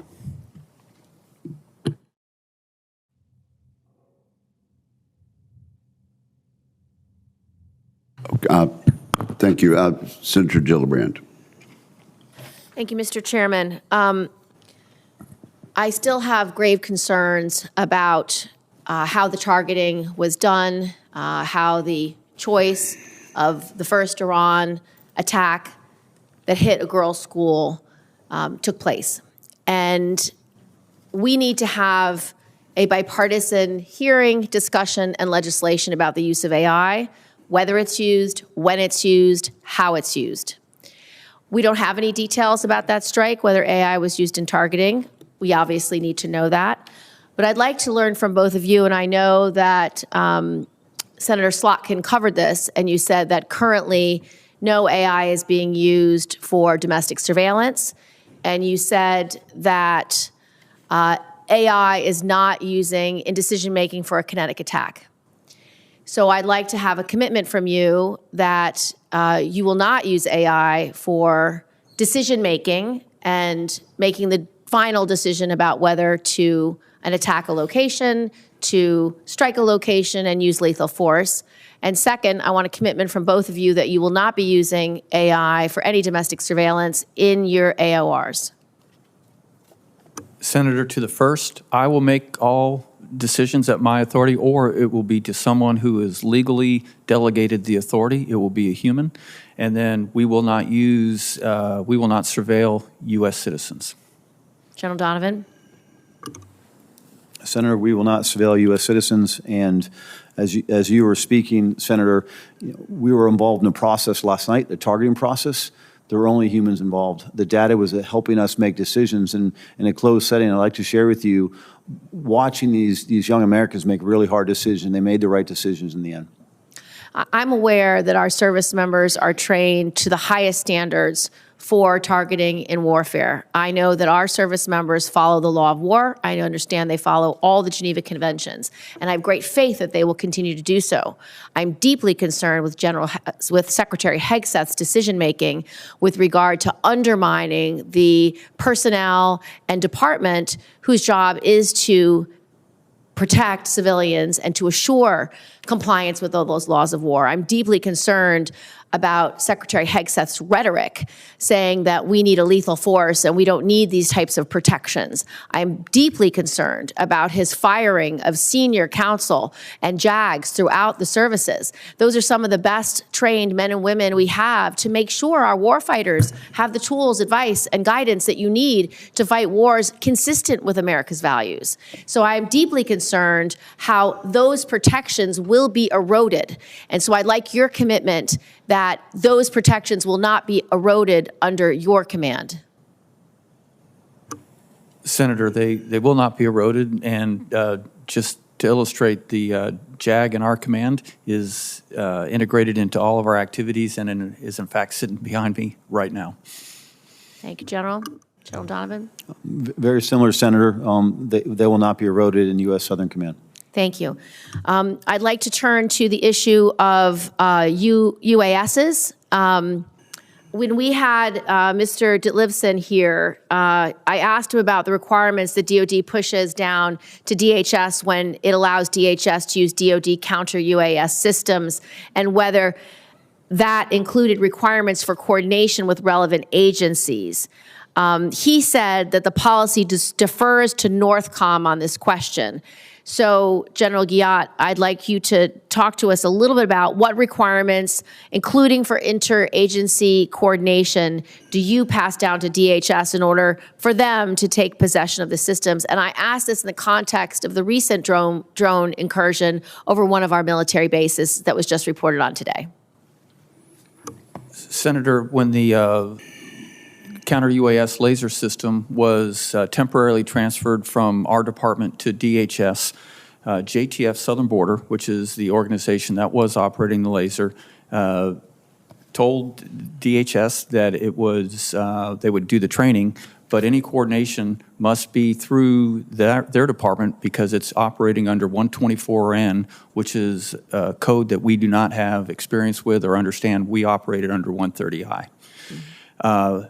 But bigger than that, we understand that there has to be massive coordination, and I think that our coordination with FAA, with DHS, and with others was strong before, but this highlighted an area that required improvement, and we have addressed those since then. Thank you. Thank you, Mr. Chairman. Thank you, Senator Kramer. Thank you, Mr. Chairman. Thank you, generals, both for being here, for your service, and certainly to the men and women under your command. Thank you all. I want to follow up a little bit on the counter UAS topic that's began with Senator Shaheen and a little bit now with Senator Gillibrand, and talk to you, General Guillot. First of all, though, let me ask a question.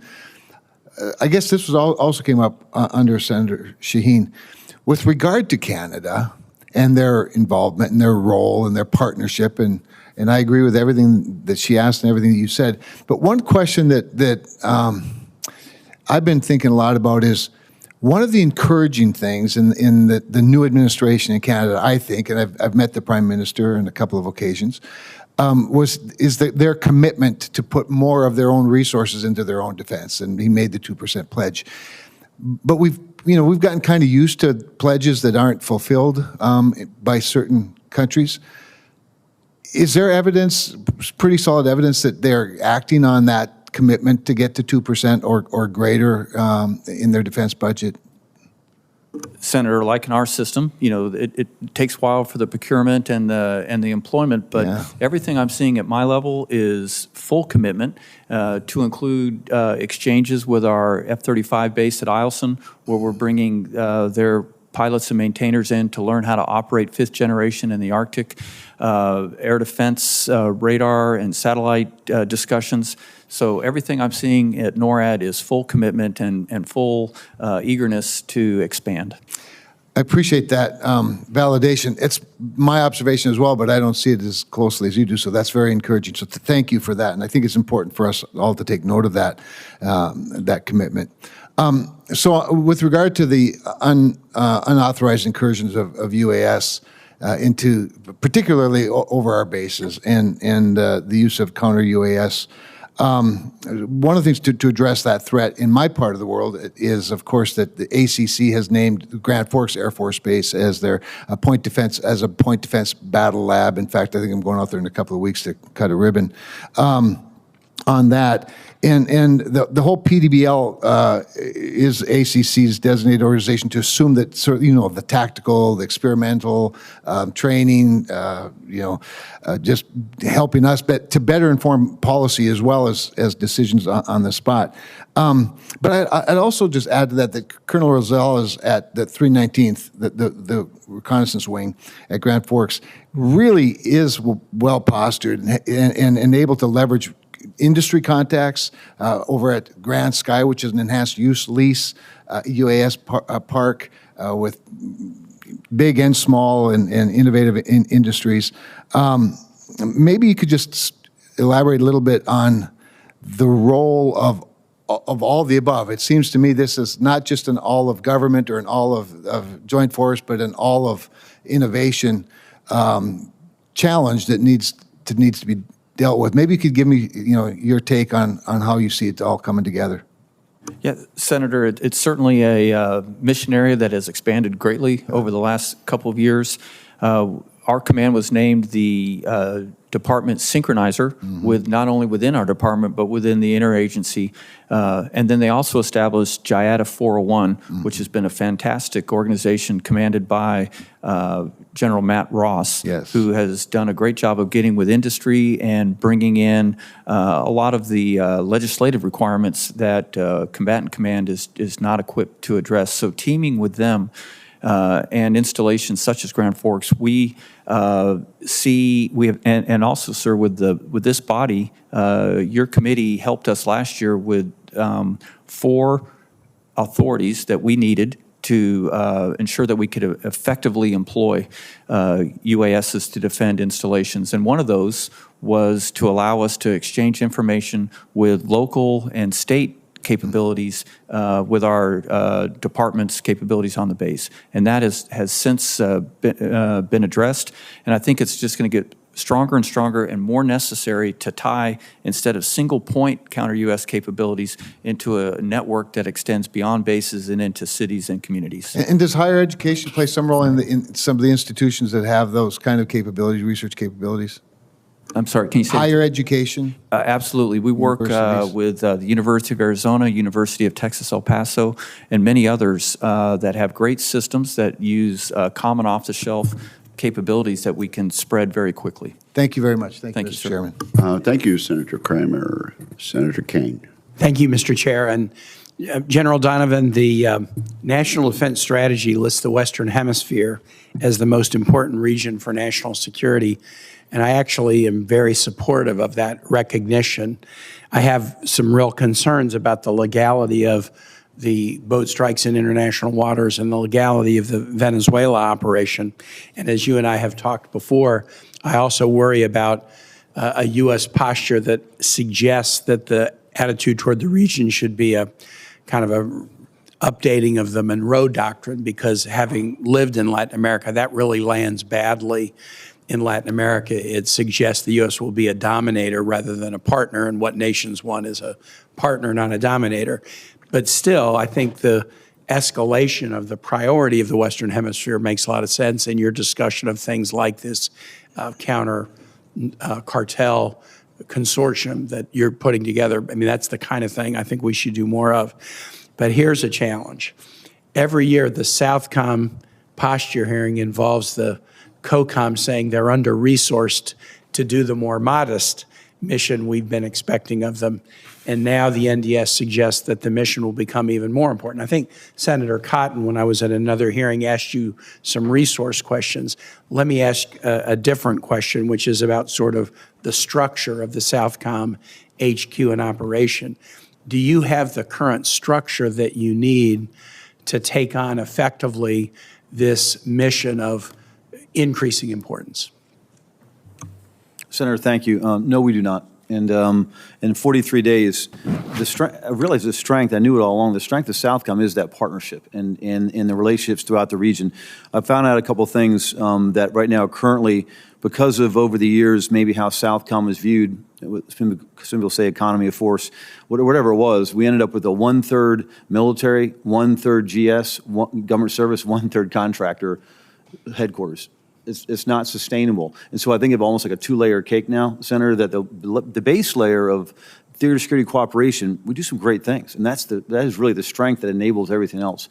To be at that next level, and we're calling it that kind of hemispheric approach, to be able to partner better with NORTHCOM, that layer of the cake is not even existent. And so that's what we're working on right now. We want to make the base layer strong to do what it needs to do, but find the right balance of people, the right talent, to be able to actually function as a geographic command, and not at the low tactical level. We have elements that can do this, but actually the adjacents, to be that good partner with the partners in the region. And then also, how do we actually, I would say, compete for resources on an equal level to other geographic combatant commands. What I have found, though, Senator, is that right now the budget resources comes from an executive agent, which is the United States Army, because we live on an Army compound. So it's an interesting look at this, is that, do I expect the Army then to fund campaigning in South America? They're not structured to do so. There's a mismatch here, Senator. Well, you're 43 days in, so you're not at the end of this analysis and decision about what the right structure would be. But obviously, we want to be in dialogue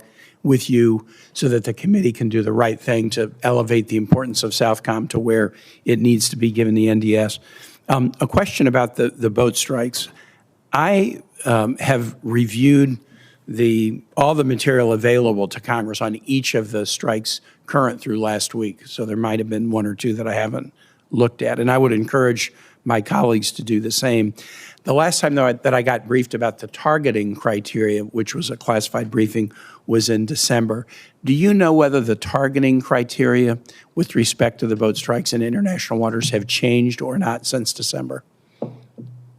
Senator, I do not believe it's changed. It hasn't changed since I took over, but I haven't seen any changes since. We're still using the same process of reasonable certainty, near certainty to make the final decision. Right.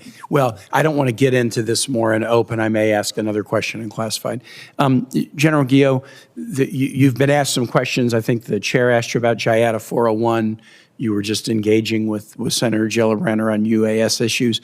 And we had a really good discussion about it. I think the JIATA 401, Matt Ross, I think it's now sort of in a good place that's giving the committee some confidence about it.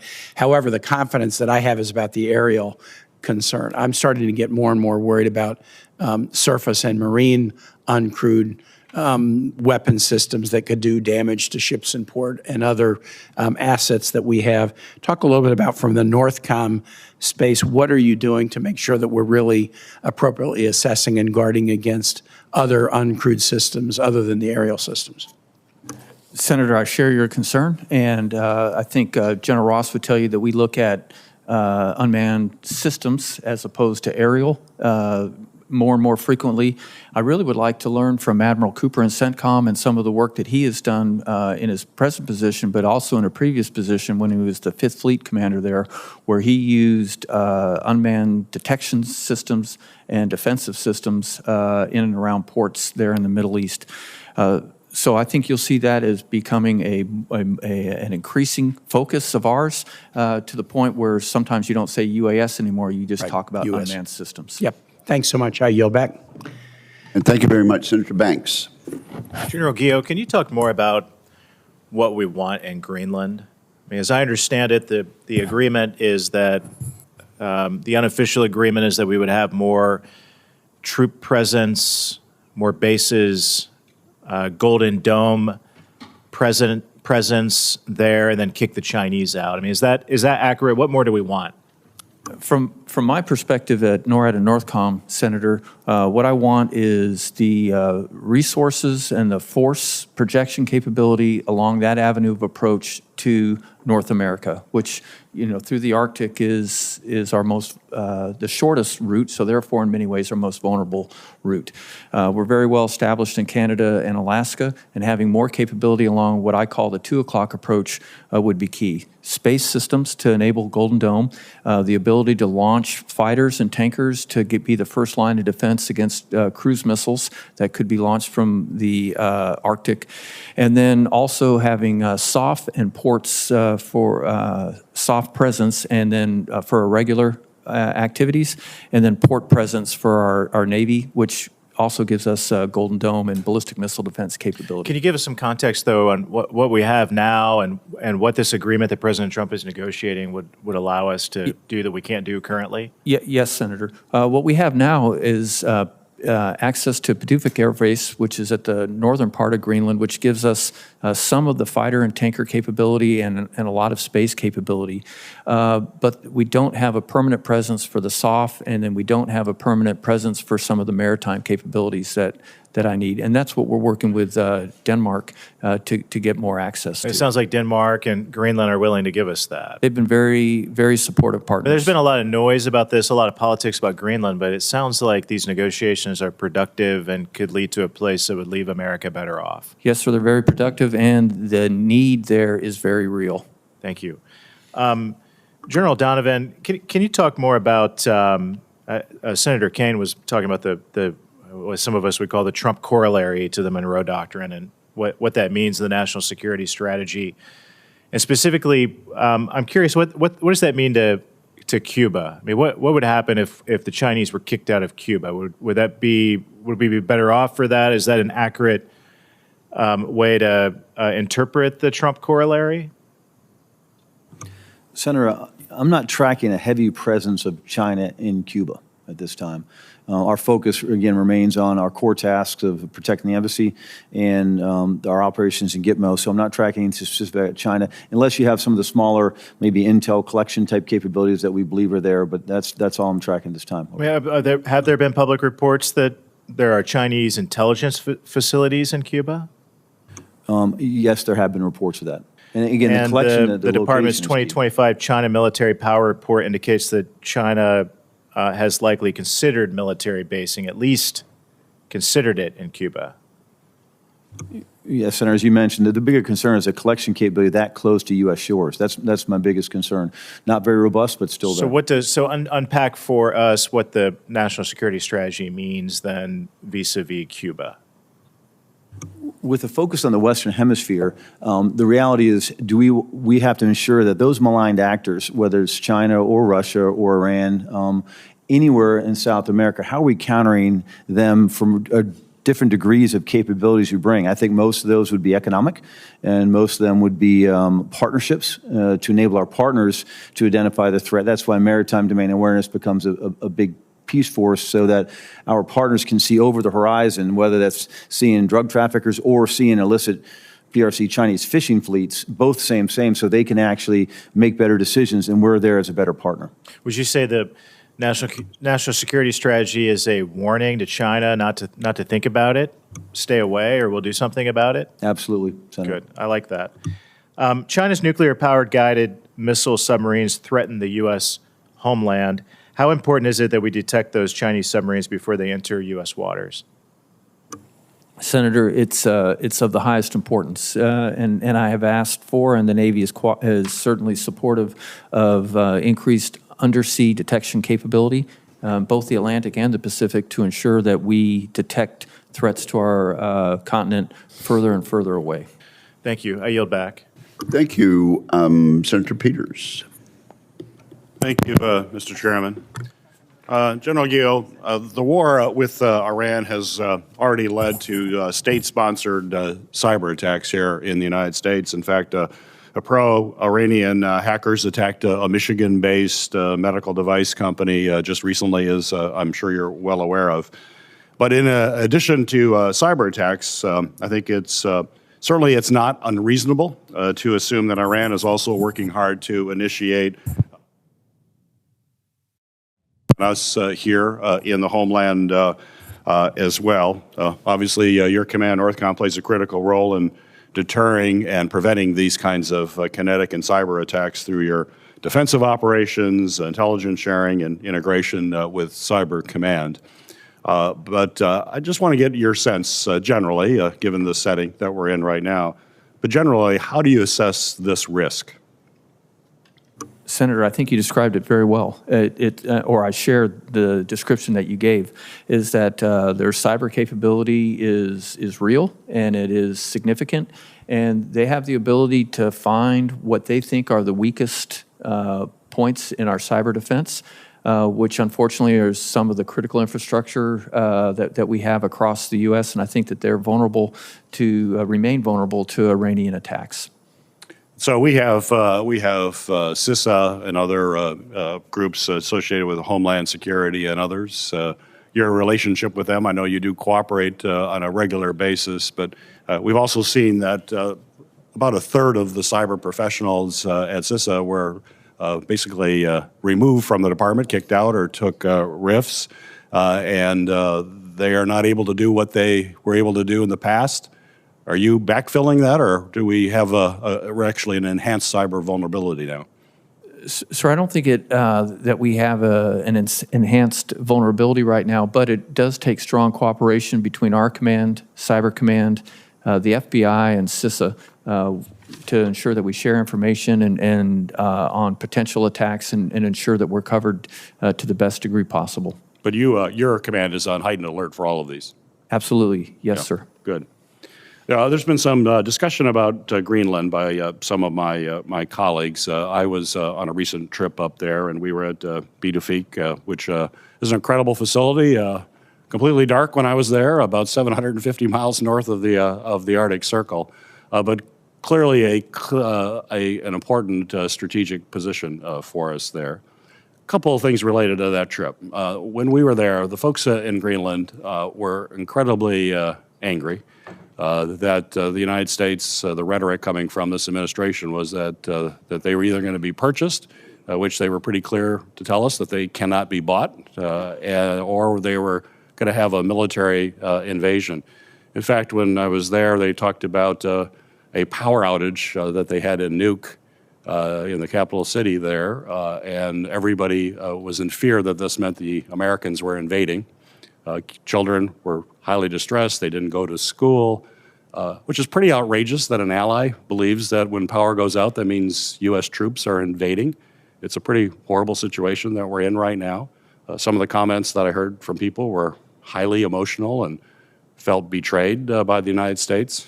So tell me, what are you doing in your command to try to work with our ally and get past what was pretty horrible situation for them. But I've often found that I think it's true in life. If you breach someone's trust, it takes a lot of work to get that trust back. How are you going to get? How are we, or you in particular, with your command? Because I know you care a lot about Greenland. How are we going to regain this trust? Senator, I would try to maintain the trust that we've established with both Greenland through our military operations and with our partners in Denmark by being open and transparent and seeking new and improved ways to partner together. And we've done that even since your recent visit, and with Noble Defender, an exercise that had traditionally been only NORAD forces. We partnered with Denmark for the most recent Noble Defender, and then for our Arctic Edge exercise, also including Denmark, which is the military presence that that Greenland has. So being open, transparent, and exploring opportunities where we can partner together is where I want to show that we are a valued partner and can be trusted, and I think that we've been very successful in that. Well, if I may, Mr. Chairman, just briefly, certainly that is good. And when I talked to the military, especially the Danish military, that relationship is still there. That wasn't where the problem was. Where the problem is with the people who are not part of the military. And I would just hope that as you continue these kinds of efforts, as you just described, that's actually communicated to the general populace of Greenland, because that's where the trust has been broken, and where the work is really going to be necessary. Yes, Senator. Thank you. Thank you, Senator Peters. Senator Sullivan. Thank you, Mr. Chairman, and gentlemen, thanks for your service, and to your staff and team members, thank you as well. General Guillot, I want to appreciate the meeting in my office yesterday. I talk about this chart a lot. By the way, this chart's actually running out of room now. These are all the Russian and Chinese incursions into the Arctic, into the Alaska AOR that you and the Indo-PACOM commander are both responsible for. The tempo, as I mentioned, is increasing. We're out of room here. We've had 2 Russian Bear bomber incursions in the last 3 weeks. The last one in our response, which was NORAD, we launched 9 assets, 2 F-16s, 2 F-35s, and AWACS, and I think 4 or 5 tankers. Now, when these make the news, they never make the news down here, by the way. In Alaska, they make the news. But, we say, oh, the Russians came into our airspace, we intercepted them. But these are highly complex, high-risk missions, dangerous. Our airmen, Guard, Reserve, active duty, they do a great job. But can you explain a little bit of the danger and complexity? I'll bring up a map here. We're launching from J-Bear or Eielson. I mean, how far are our F-16s and F-35s flying just to intercept the Russians before they cross into our ADAs? Senator, you're absolutely right. The picture of our fighters next to their bombers, looks very harmless and very easy, but especially from Alaska with the distances and the harsh environment, make it very complex. When they get the alert klaxon to scramble from either Eielson or Elmendorf, they know that they're probably going to have to fly 1,600 miles from the nearest suitable concrete to land if they have an emergency. Just to intercept the Russians. Just to intercept them. Just to that's only halfway through the mission, right? 1,500 miles. Yeah, not even halfway, sir, because they'll intercept them, then they'll escort them for the duration of their period, then they have to fly back. So these missions are often 6 to 8 hours in flight gear that has to accommodate if they eject and survive, and so they're in... It's 50 below zero in Alaska. That's right. So their cockpits are comfortable, but they have to wear the gear in case they have to leave the cockpit in an ejection. These are some of the most challenging and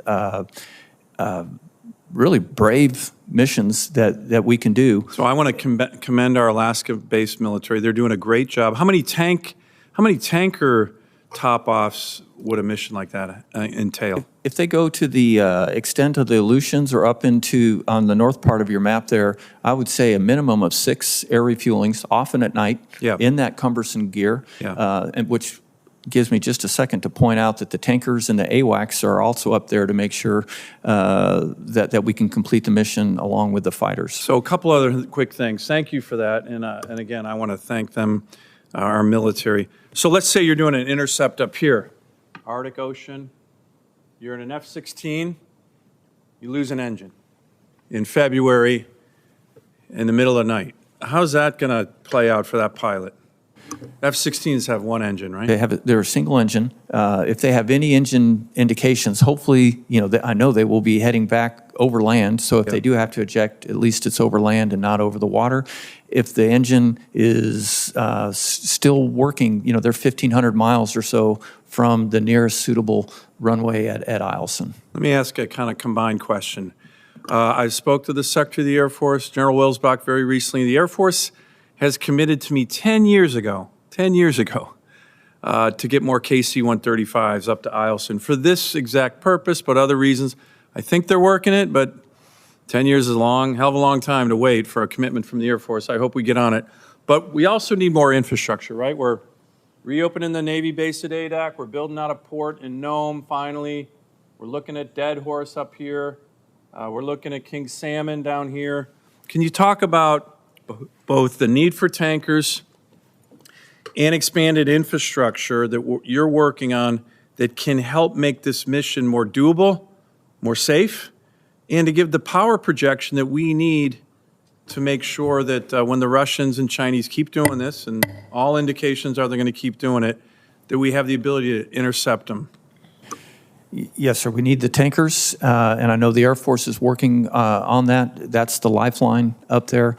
All of the bases that you pointed out are extremely important for a couple of reasons. One is resiliency, safety, as you mentioned, and also it gives the President and the Secretary options. If we do come into conflict, we have more avenues of approach that we can defend or project power from if necessary. Well, I look forward to continuing to work with you on all these. Thanks for your great service. Thank you, Senator Sullivan. Is there objection to putting copies of these two posters in the record? So ordered. Senator Duckworth. Thank you, Mr. Chairman. General Guillot, I wish I could ask you about the range of threats from adversaries that I know your team is battling every day, but instead, President Trump has forced us to again grapple with another possible unprecedented domestic misuse of our military. His seeming desire to send troops to polling places. In February, President Trump said, and I quote, "Republicans ought to nationalize the voting," end quote. And in late February, multiple media outlets reported that a draft executive order is being circulated that would use a claim of foreign interference as justification to declare a national emergency around our elections. Let me be clear. Sending troops to polling places is illegal unless it is necessary to repel armed enemies of the United States. And we can't forget that U.S. Code also outlaws troops from intimidating any voter from fully exercising the right of suffrage at any general or special election. General Guillot, I appreciated that you previously committed before this committee to establish guardrails within your authorities for domestically deployed troops, including by distinguishing between military and federal agents. If President Trump orders troops to American cities around the midterm elections, what guardrails will you commit to within your authorities to ensure that no voters feel intimidated by the presence of troops? Senator, I very clearly understand the law there and the illegality of putting armed forces there, unless, as you said, there is the exception for the armed rebellion. And so if given the order, I would look at it very closely, and if it did not meet what I felt were the legal hurdles, I would consult with my JAG, and then I would bring up that concern with the Secretary and the Chairman to ensure that I could stay on the right side of the law. Thank you. If you're ordered to deploy troops to provide logistical support to federal agents around the election, would you see any reason for having troops in full battle dress, body armor, carrying their weapons and ammunition if it's for logistical support? Senator, logistical support is not one of the exceptions. So, no, I would not see any reason to use armed and uniformed members around a polling place for logistics. Thank you. Would you be advised that they not be allowed around a certain radius of polling places? Senator, I don't think that's defined, but I don't think they should be anywhere near there where we would give the perception that we're trying to operate illegally. Thank you. Misusing troops around the election is just another way that this administration is shifting the burden of legal liability onto service members. This is my concern because the statutes specify that any member of the armed forces who deploys to polling places or intimidates voters could be imprisoned or disqualified from office. As we saw during the December hearing on domestic deployments that I secured, this administration is comfortable thrusting our service members into legally ambiguous situations and leaving them to hang out to dry without legal protection. We know that President Trump, who grandstands and rallies that he's all about warfighters, is actually the fastest to betray them. As a guardsman, or as a former guardsman, it's always going to be in my heart, this is serious to me. We saw the toll Trump's misadventure last year, deploying troops to American cities, took on my fellow guardsmen and on their communities that we call home. Taxpayers had to pay $21 million for President Trump's decision to federalize 500 guardsmen in Illinois alone, troops who, despite his claims that they reduced crime in Chicago, never actually set foot in Chicago. They sat around training sites for 3 months, away from their families and civilian careers, because the courts found the deployments illegal within the first 24 hours, and yet he kept them there for another 3 months through the Christmas holidays. And now he might once again pull our military away from their daily lives to police Americans, this time to intimidate voters with no basis in facts, no basis in law, and at the expense of millions of taxpayer dollars. I'd like to use my remaining time to turn to operations in Southcom, another arena of concerning misuse of force by this administration. General Donovan, in our private conversations prior to your confirmation, I expressed my concern about this administration's targeting decisions and what you might be asked to do once you are in leadership of Southcom. Now that you're in the seat, I want to follow up on our conversation. What guidance have you received or issued for how to treat associates of a group differently from a confirmed direct member of a group? Senator, thank you. And associates, affiliates, I think is the term we're using now. Is that the same term, Senator? Well, the administration and their legal justifications are calling these folks associates, but it's different from being a confirmed direct member of a group. We have a definition of affiliates tied to that classified definition. In a closed setting, I would like to share word for word what that definition is, Senator. Okay. But this is about the term associate, which is what the administration has used. I'm concerned about the looseness of the term that Southcom has been using to publicly report an individual we killed, specifically affiliate or associate. Those are the two words that were used, which implies an even weaker association with any concerning threat. To be clear, striking people in the Caribbean Sea under weak justification is not only disturbing, it is illegal. This campaign has not been authorized by Congress. So despite what this administration may say or want to believe, this is not a global war on terror when the American people authorized the use of force through their congressional representative after attacks on September 11th. This is a different situation entirely, one in which the administration is risking American troops and innocent civilians at the expense of American taxpayers with no transparency or rational justification. Thank you, Mr. Chairman. Thank you, Senator Duckworth. Senator Schmidt, Thank you, are Mr. recognized and you temporarily have the gavel. Wow, big promotion there. Thank you, Senator. Thank you, Mr. Chairman.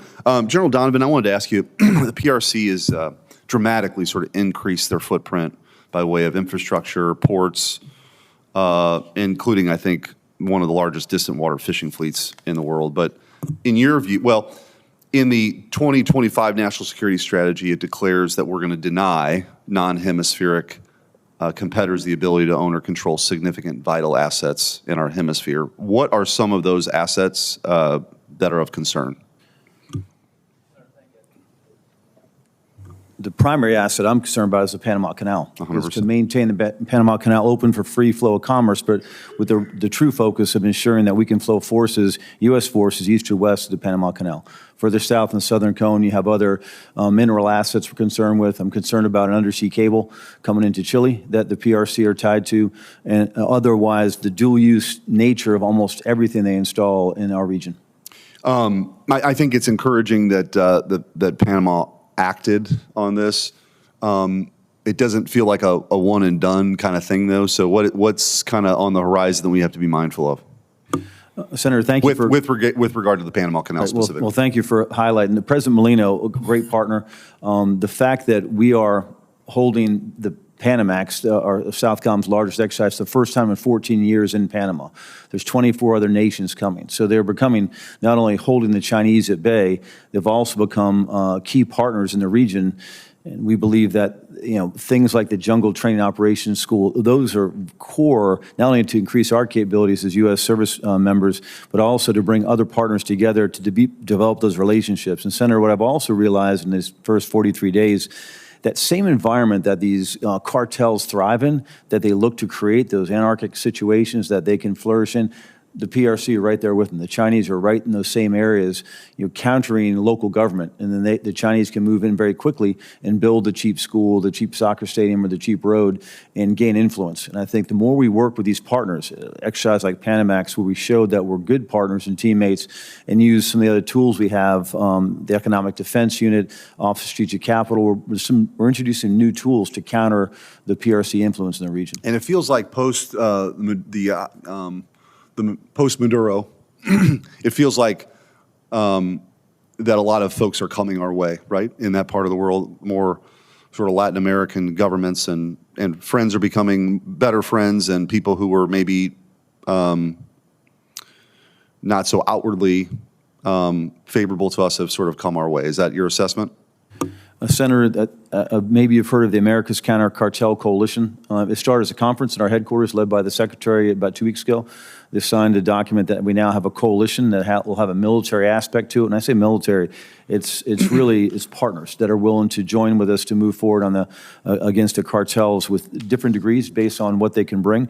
But a pretty positive, and you can sense that folks want to get at this problem set. Thank you. General Guillot, I wanted to ask you for counter-UAS threats that are out there and sort of counter-UAS. Missouri is home to Whiteman Air Force Base, obviously. How are you assessing the threat level to military installations that are out there right now, and how far along are we in countering that? Senator, we've seen an increase from last year in the number of detections over military installations over the course of the year. Some of that might be due to the fact that we have more detection capability now than we did in the past. And then our ability to defeat them has improved, whereas a year ago, almost every one that was detected was not defeated. Now about a quarter of the ones that we detect, we're able to defeat. I pay particular attention to Whiteman and other strategic bases, whether submarine, silos, or aircraft, and work very closely with Admiral Carell at STRATCOM to make sure that either through the services or through our own capabilities at NORTHCOM, we are protecting those vital locations from UASs. You could put me in the category of somebody that's very supportive of our efforts to increase our presence, our footprint, in Greenland. I think it's vital for a bunch of different reasons. What are sort of what are the designs that we might have for expansion, given the strategic importance that it has? Where do you see that right now, and why is that important? Senator, it is extremely important strategically and operationally for our command. We're very supportive of expanding access to and cooperation with Greenland and Denmark. I have a strong relationship with the Danish Chad, and we're working together to bring more capability there. What I'd like to see added to what we have now, which is primarily space and initial fighter and tanker response, are more locations where we can do special operations and more access in the maritime domain to build up our defensive approaches from that northeast approach to North America. Thank you, General. Thank you. Thank you, Mr. Chairman. Thank you, Senator Schmidt. Senator Rosen. Well, thank you, Chairman Wicker, Ranking Member Reed, for holding this hearing, and I'd really like to thank General Guillot and General Donovan, not just for testifying today, but for your lifetime of service to the nation. Thank you.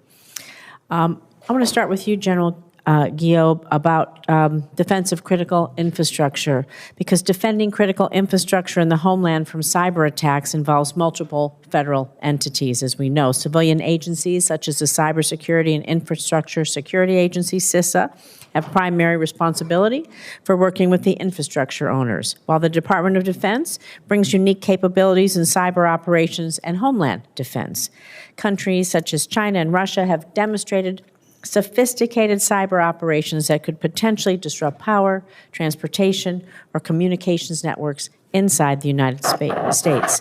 So can you speak to how Northern Command fits into that framework, and specifically, what role does NORTHCOM play in supporting the defense of critical infrastructure against cyber threats? How do you coordinate these responsibilities with other agencies?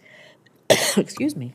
Senator, defense of critical infrastructure happens to be one of the 3 or 4 main goals for our headquarters this year to improve our capability for all the reasons that you mentioned.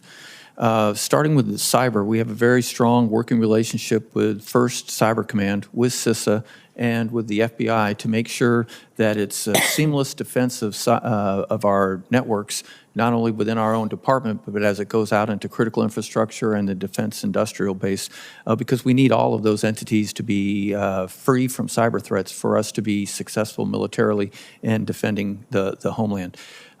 So we have a very strong relationship, and then we work and exercise and tabletop exercise with them to make sure that on the cyber front that we are unified and very sharing of all information that we have.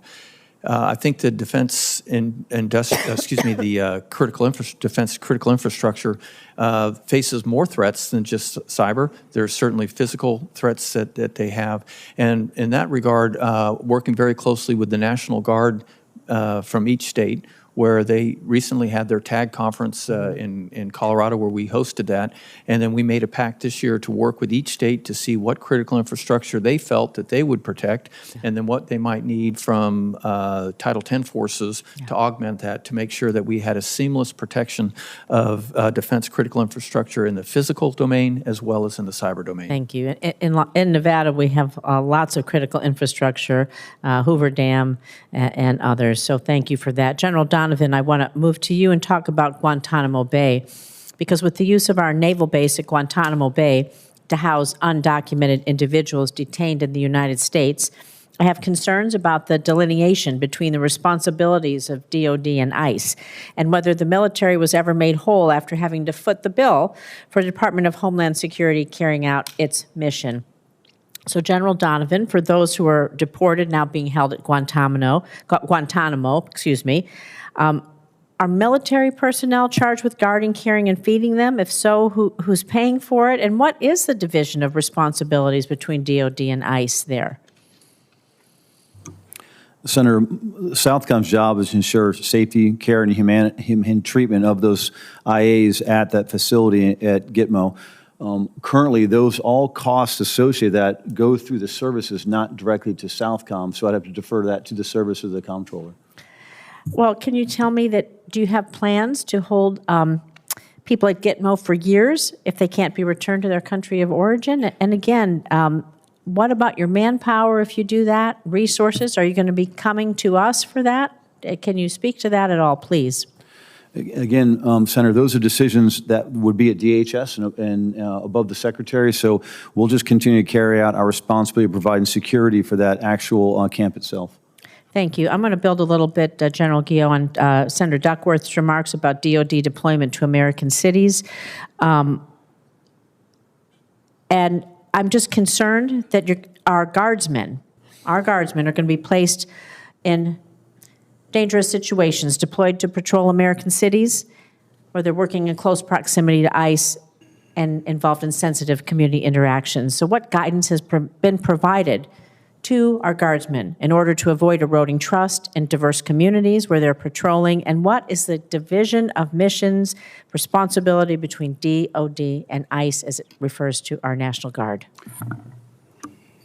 Senator, at this time, there are no Guard forces under my command in any of the cities that you mentioned. But in the past, as you know, we did have some under Title X authorities. And the first thing that they are briefed when they come under Title X is not so much what they can do, but what they cannot do.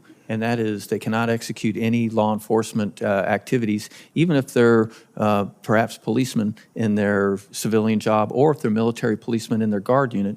If they're under Title X authorities, due to the Posse Comitatus Act, they are not allowed to execute any law enforcement activities. And that's the first level of briefing that we gave in the past when we had forces assigned to us. But at this time, all of the Guard forces that are operating in various cities, they're not under Title X, so therefore they're not under my authority. Thank you. Thank you, Senator Rosen. Chairman. Senator Warren. Thank you, Mr. Chairman. President Trump and Secretary Hegseth are repeatedly dragging the U.S. military across both legal and moral lines. Trump and Hegseth have plunged us into an illegal war with Iran, where a U.S. airstrike appears to have killed 150 school children. And it's not just in Iran. Under Trump and Hegseth, the military fired on civilians and shipwreck survivors in the Caribbean. And now Secretary Hegseth is threatening to give, quote, no quarter to adversaries. This is not who we are. Our enemies might not care about civilian casualties, but the U.S. military always has. And that is why Secretary Hegseth's attacks on the guardrails that prevent civilian harm and civilian casualties is so dangerous. So take the JAGs, now more than ever. We need strong, independent military lawyers. But there are serious concerns that JAGs cannot give honest legal advice right now. So, General Guillot, let me ask you, have you seen any evidence of the JAG Corps being sidelined, whether at Northcom or elsewhere in the department? Senator, I've not seen any evidence of the JAGs being sidelined in our command. I'll point out that our JAG is included in all of our battle rhythm meetings, and in fact, our JAG is sitting behind me right now. Yeah, and I just want you to know, I'm glad to hear that. Glad to hear it's not happening in your command, but we know that this is a problem across the department. Secretary Hegseth fired TJAGs because he thought they were, quote, roadblocks, and he installed his personal lawyer to retrain military lawyers to water down constraints. He reassigned hundreds of JAGs to work on Trump's radical immigration agenda, and last week the secretary said he's starting a, quote, ruthless overhaul of the JAG system. Look, for decades, military lawyers have worked side by side with officers to make sure that strikes are lawful and that they minimize civilian casualties. That doesn't make us weaker. It saves innocent lives and it prevents fueling terrorism.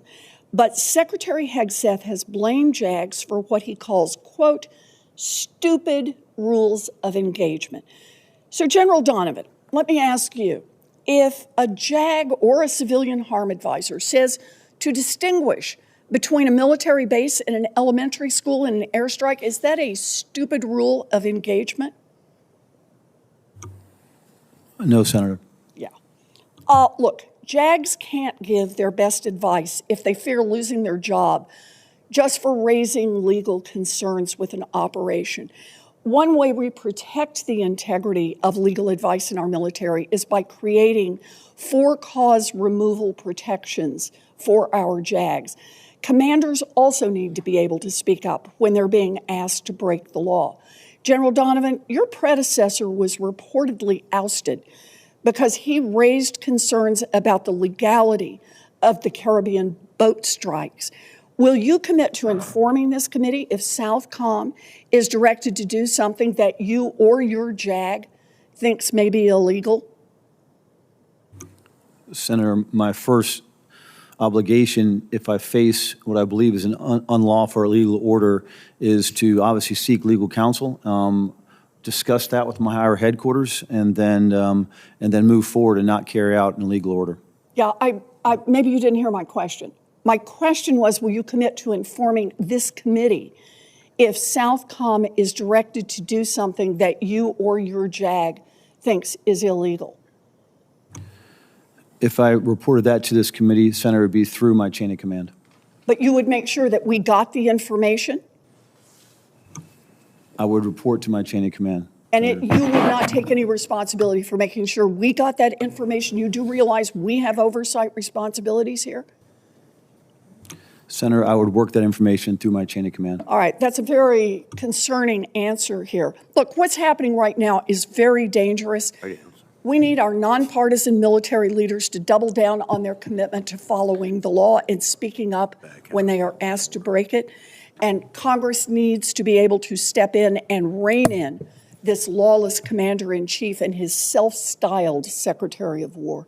Thank you. I think we have another series of questions by Senator Reid. Mr. Chairman, thank you. I have one question. General Donovan, you noted twice that you reviewed every single execute or exord related to the boat strikes. Just to confirm, it was important to you, to your understanding and oversight of these strikes, to review these exord documents, all of them. Is that correct? Yes, Senator. Thank you, sir. Mr. Chairman, I would just like to reiterate that there is a legal requirement for the department to provide those exords to the committee, which you and I have requested multiple times, to include letters to the Secretary of Defense. Section 1744 of the FY20 NDAA requires DOD to provide the exords at the request of the committee, but in FY25, Section 1067, it requires DOD to provide a copy of any new or revised exords within 15 days, so there's no requirement for request. The Secretary has not fulfilled this legal requirement, and your testimony, General Donovan, further confirms in my mind that we need these documents to understand and oversee, that's our role, oversee these operations. I just, for the record, want to make that very clear. Thank you, Mr. Chairman. Thank you, Senator Reid. If there's nothing further, let's reconvene at 12:10 in the skiff. Will that be all right, gentlemen? Yes, sir. And we are recessed until then.